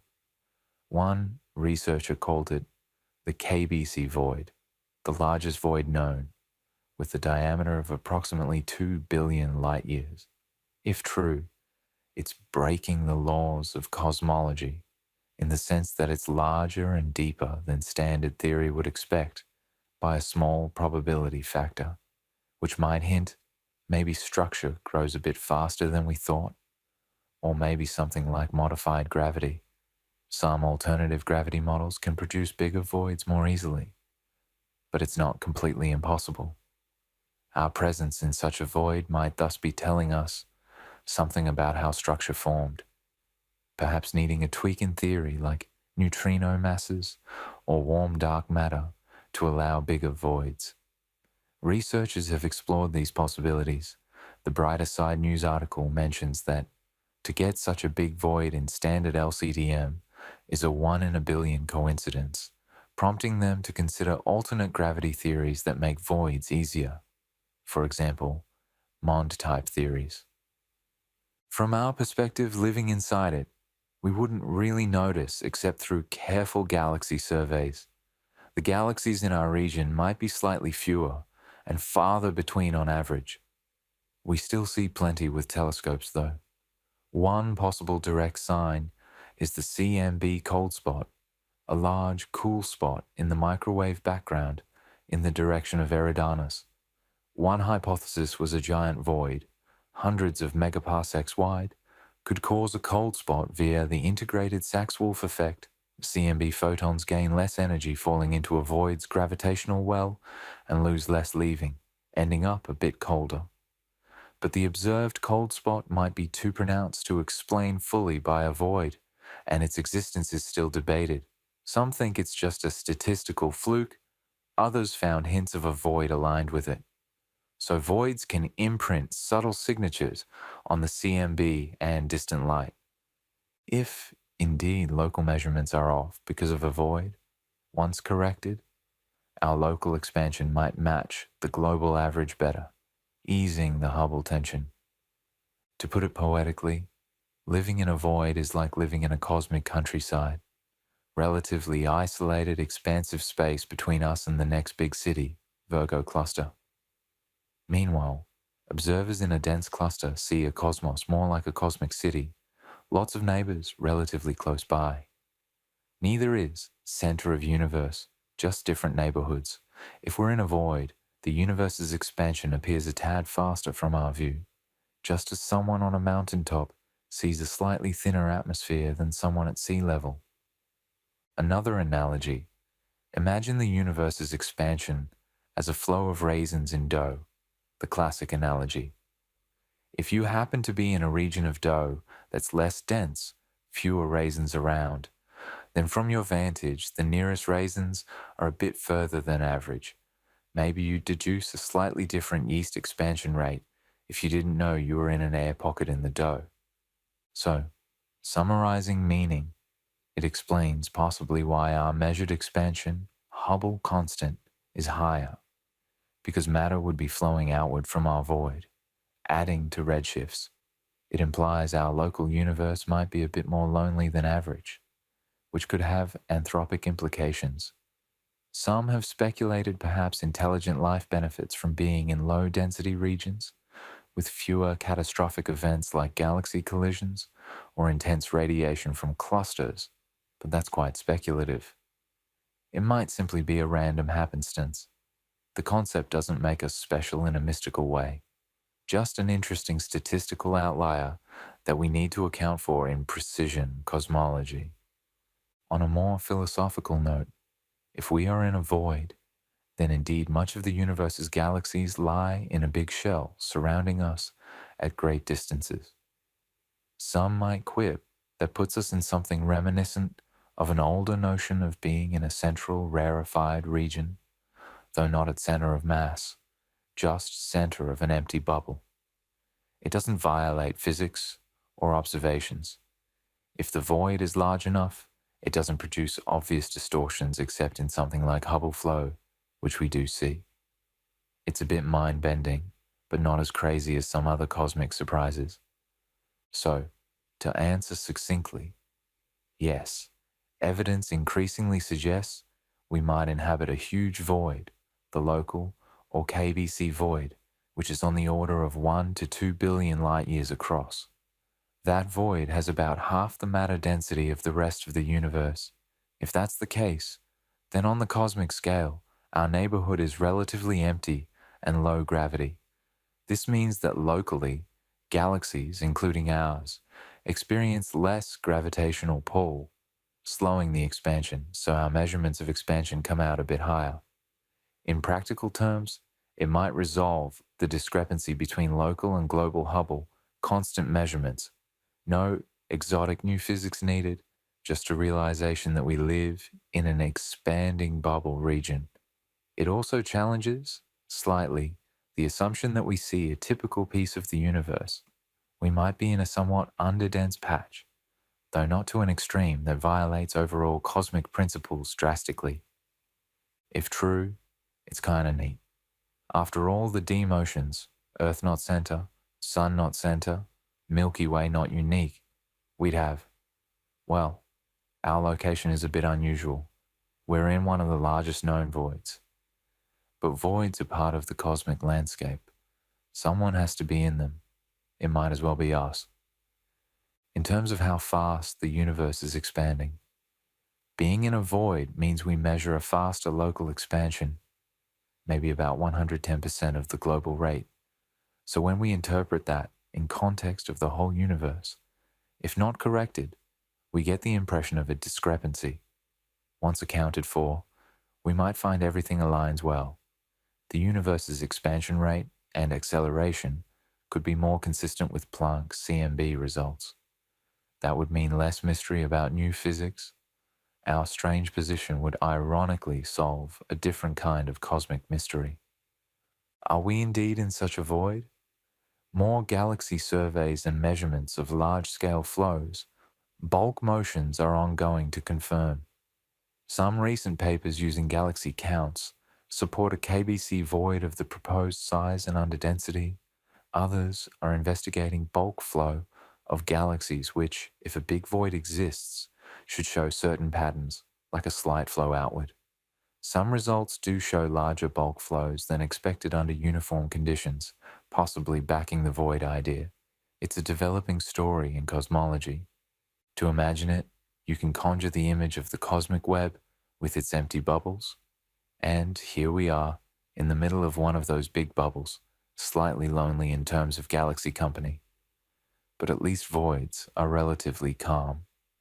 Fewer galaxy clusters means fewer high-energy phenomena near us, like massive cluster mergers or intense intergalactic gas storms. It might be a quieter neighborhood, which for a fragile life. Bearing planet might be a blessing. One could hypothesize that being in a void reduces exposure to catastrophic events like nearby supernova or gamma-ray bursts from active galactic centers, etc., though that's speculation and probably marginal difference. In a lullaby sense, perhaps being in a void is like being out in the quiet countryside of the cosmos, away from the bright city lights, clusters, a peaceful spot to observe the universe. The sky, from within a void, might even be darker in terms of extragalactic light pollution, fewer galaxies in some directions, making our night sky a bit more serene, except for the Milky Way's own billions of stars, of course. To wrap up, if the void scenario is correct, it's a subtle reminder that location matters even in the grand scheme. Not enough to overthrow cosmology, but enough to tweak the measurements. It underscores that while we strive for the cosmological principle, universe is homogeneous on large scales, we also must account for the fact that we sample the universe from one vantage point. And if that vantage happens to be in an underdense region, we need to incorporate that knowledge to truly understand cosmic parameters. Essentially, it might just mean our cosmic address includes a line that reads Laniakea supercluster, outskirts, local sheet, local void resident. And that local void residency might just be the reason our cosmic backyard is expanding a tad more quickly than average. So, yes, we may reside in a massive cosmic void, and that means the Hubble expansion appears a bit faster locally, solving an urgent cosmological puzzle. It doesn't make us the center of the universe, but it does make our immediate patch a little unusual, a large stillness in the cosmic web. In that stillness, perhaps, we get a clearer view of the cosmos's expansion, ironically enabling us to measure it in the first place. If we were in a cluster, local motions might complicate measuring Hubble flow. Thus, living in a void might be one more quiet factor that allowed creatures like us to deduce the workings of the universe from a calm, relatively empty vantage point, like a lone island in a vast sea. We gaze out and see the currents of cosmic expansion laid out before us. As we conclude our journey through these cosmic questions, feel free to let these images gently settle in your mind. Pluto's distant heart beating in the darkness, bizarre planets wobbling and roasting under alien suns, resilient worlds around binary stars and surviving near red giants, two close planets pirouetting dangerously, ringed giants with moons that might host sleeping life, pulsars ticking like cosmic clocks, no aliens, but wondrous nonetheless, black hole realms of eternal night where life clings in the shadows, and our own perch in a quiet cosmic void watching the universe race away. Each of these vignettes is a reminder of how vast and varied the cosmos is, and how, even in its strangest corners, there's both beauty and insight to be found. Now, our night's exploration comes to a close. The universe is full of questions, far more than we could ever answer in one night, or 1,000. But that's the lovely thing about it. We can fall asleep under the same open sky that holds all these marvels, feeling both tiny and enriched. Curiosity may have kept you up, but with any luck, the gentle wonder of it all now lets you drift into a deep, starry sleep, dreaming of hidden oceans, twin sunsets, and the soft pulse of a faraway star guiding you home. Good night, and remember, the universe is vast and strange, but also calm and orderly in its own way. You're part of it, in a void or not, and it cradles you as surely as a child rocking in a cradle of starlight. Sleep well, cosmic wanderer, until next time we venture into the black hole files, where even the darkest night reveals its secrets in time.